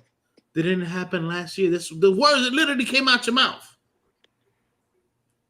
I said, didn't we choke last year as well? That's what I said. That's not what you said. Didn't reach. That's not what you said. That's not what you said. See, I'm DJ, trying. see how he makes an argument. You say Trying one to thing, fix it. you prove that he's wrong, and he'll switch. You might have thought that's what you said, but that's not the words that came out your mouth. 'Cause I heard, how is it impossible when they just did it last year? My ears is all right. I got 20/20 hearing. You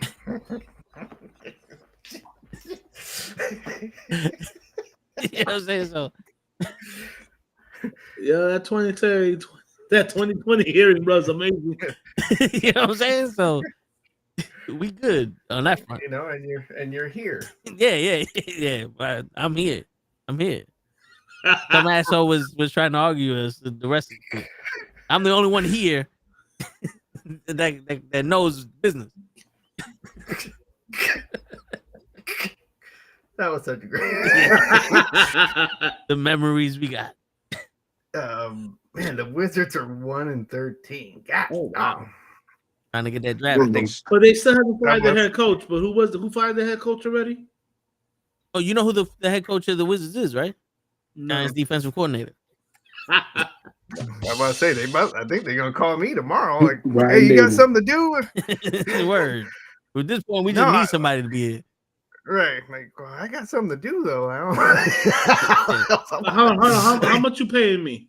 Word. Yeah. I'm Can I just, wear a mask? yeah, I'm just gonna be Well, I screaming. do this. I'm just gonna be screaming. The triangle, run the triangle, pass it to Jordan. Where's Jordan at? Scotty. Word. I'm told. You ever heard of a movie called Eddie? With Whoopi Goldberg? Oh yeah. Where she was the Oh, coach yeah. of the Knicks. Yeah. Same shit. Fucking out off the street. Word. The only difference between me and that character was that she knows basketball like that. My thing about, like, if I was the coach of basketball, I'd be like, yo, here goes the plays. We run the ball down the court, you pass it to the open man, and you shoot it. Or you go down the lane and you take the layup. Stop passing it out to the fucking guy in 3. 2 points is just as good as 3. If we miss a 3, we get nothing. I thought your game plan was going to be pass it to Will. Pass it to who? Pass it to Will. Shit. Somebody got to fucking pass it to Will. I played and I coached middle school and high school basketball. So I'd be all right. There you go. Yeah. I coach basketball for the Peachtree Athletic League. So I play basketball in the parks in the Bronx. I can't play professional basketball because the rules changed. We play jail rules. I buy 2K Oh, you want every to year. fucking you want to fuck with me? LeBron You wouldn't do have the- survived. I was about to say, No. you play that stab rule game. Yeah. Did I get you? Nah. Oh, All right, you got all zeros now. shit. The only reason why I'm gonna be like, nah, is because I'm in jail. But we was out in the park. Did I get you? Whap, right in your fucking rib. I don't know. Did I get you? think this game is going to overtime. Fucking see, show. No, it's the game's over. You see, show. But You was it's not- winning, and then you said, "Oh okay, no, because my thing said 113, but I guess they nixed that. Okay, yeah, my shit said 113 also. Oh, Yeah, so right now it says 113, 111 with 0.7 seconds left to go, and looks like the Knicks have the ball. So this should be a win. Still your fault, show. I know. DJ, you guys are closer to Dallas, so you guys might have the actually updated shit. Yeah. So did the Knicks get their first road win? That's what I see. Because this is final, and they're wait a minute. point at the. He's 6 hours. He's 3 hours behind. He don't get this game till later. You know what? I could tell you who won, and then you place the bet. Yo, so I wish I could halftime come work. through this camera and smack you. It's live, bro. It's a live game. No, bro, like WWE is different. Yeah, Hold on, it's there's just something- final on my thing too. Yeah. Show that's not how the force works. Bro, you know Friday when he goes, it's so good it makes me want to slap your mama. Yeah. Well, that was so dumb. It makes me want to slap show. Mm-hmm. Well, I'm bad. It's my job to be dumb though. No, it's not. So hard. No, it's not. No, it's your job to make me tweak and shit. When I first met Show said he knows a lot of women. He can get a lot of women on the show.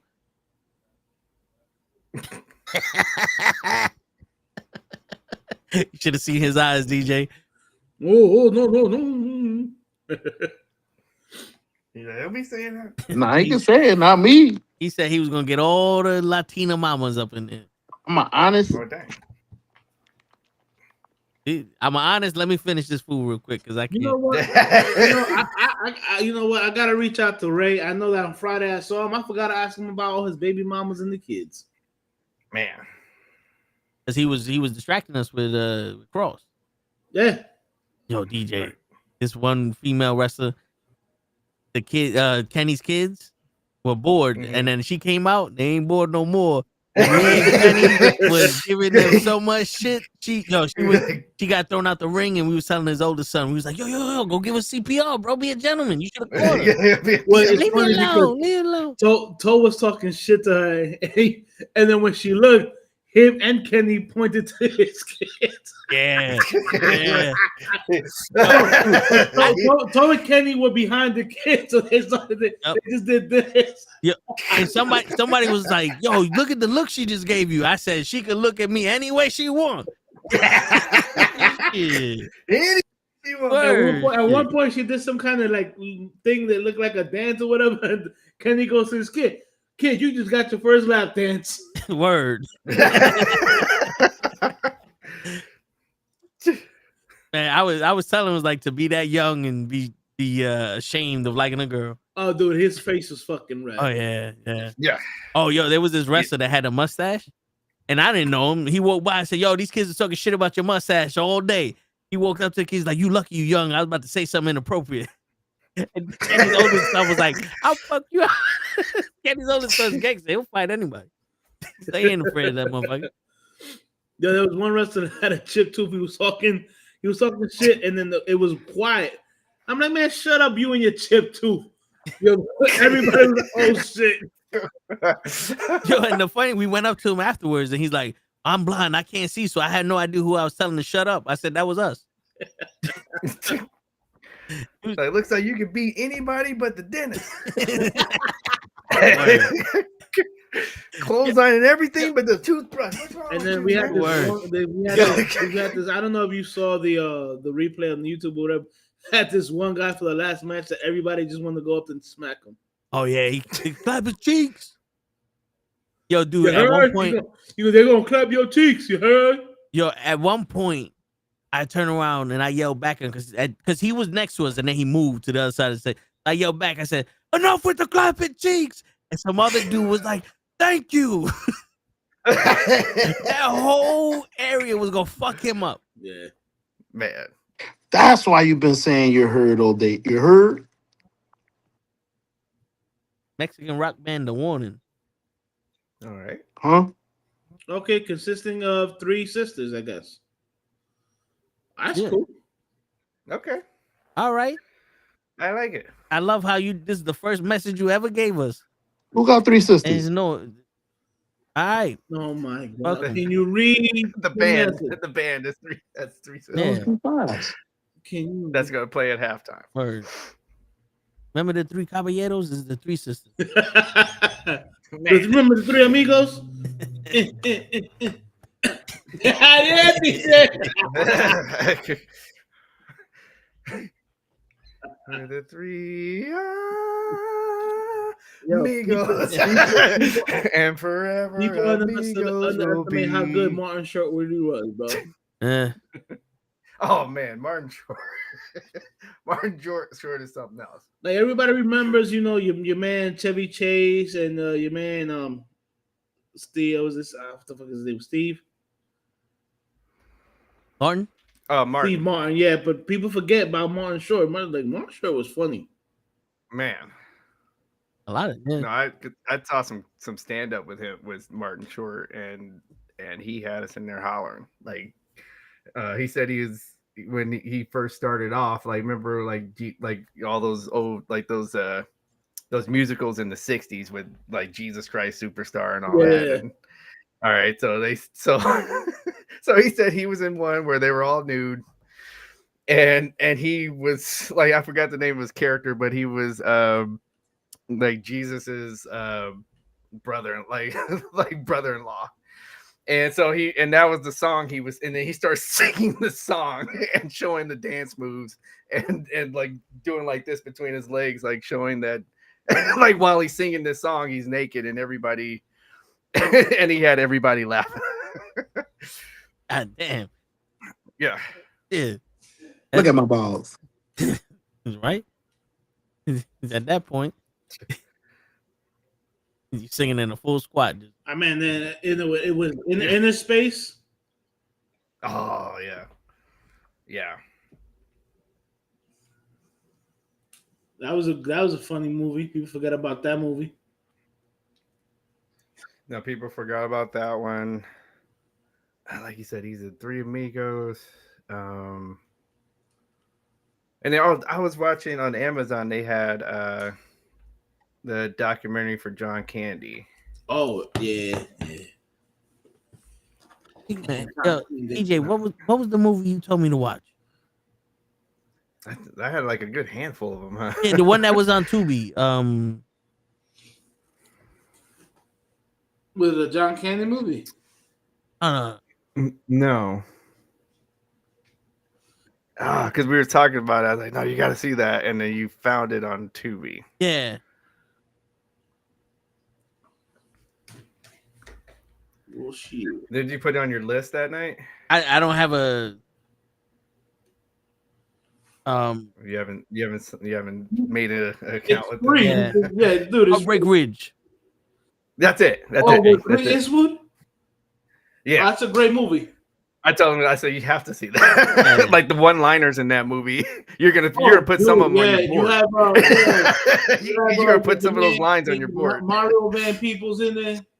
Yeah, I like some of the stuff. Watch, you're gonna have a couple of lines on your board by the time you watch it. You're gonna be like, yo, there's one guy. His name is his last name is something Getty or whatever.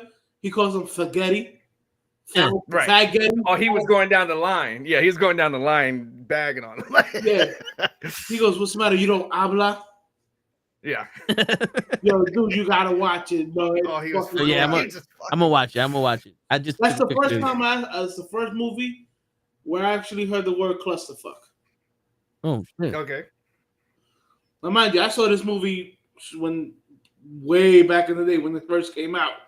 So things like came out like in the 80s or maybe like the early 90s.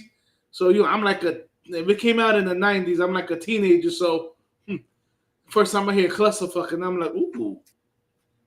And it was to his like the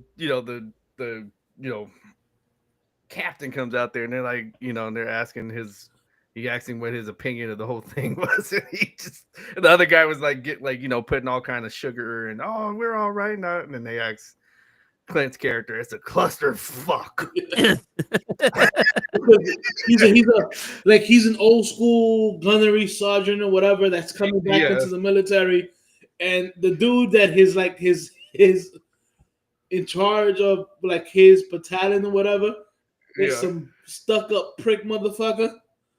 You know what I'm saying? And he hasn't been in battle. It's all he's never been in battle. He came over from inventory. So and he was in, because they took all the classes and they went to college and everything, so they made him ranked above. So he, so the major comes in, and he's fought wars with Clint Eastwood. Like they fought wars together. They've been in battle. So he asks him, "What does he think?" He goes, "My truthful opinion, it's a clusterfuck." He goes, Marines shouldn't be filling out paperwork for equipment they should have. Exactly. And the major's like, "You're right." The other guy's like, "Oh shit." But I'm not gonna ruin the entire movie. Watch it. The movie is fucking awesome. It's about 2 hours. It's like 2 hours long, but it's good. They're worth it. All right. Yeah, I might, totally worth it. I might watch it. Put like this tomorrow when you go into the office, just ask Led about Heartbreak Ridge. All right. Shit. And he's gonna be like, "Oh, you never seen that shit?"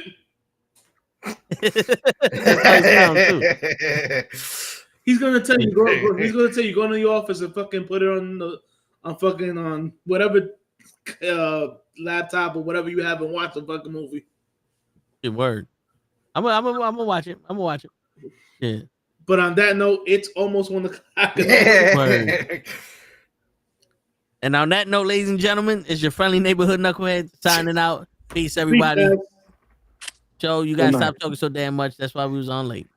Oh, on his food he was eating in front of us. Word. my apologies.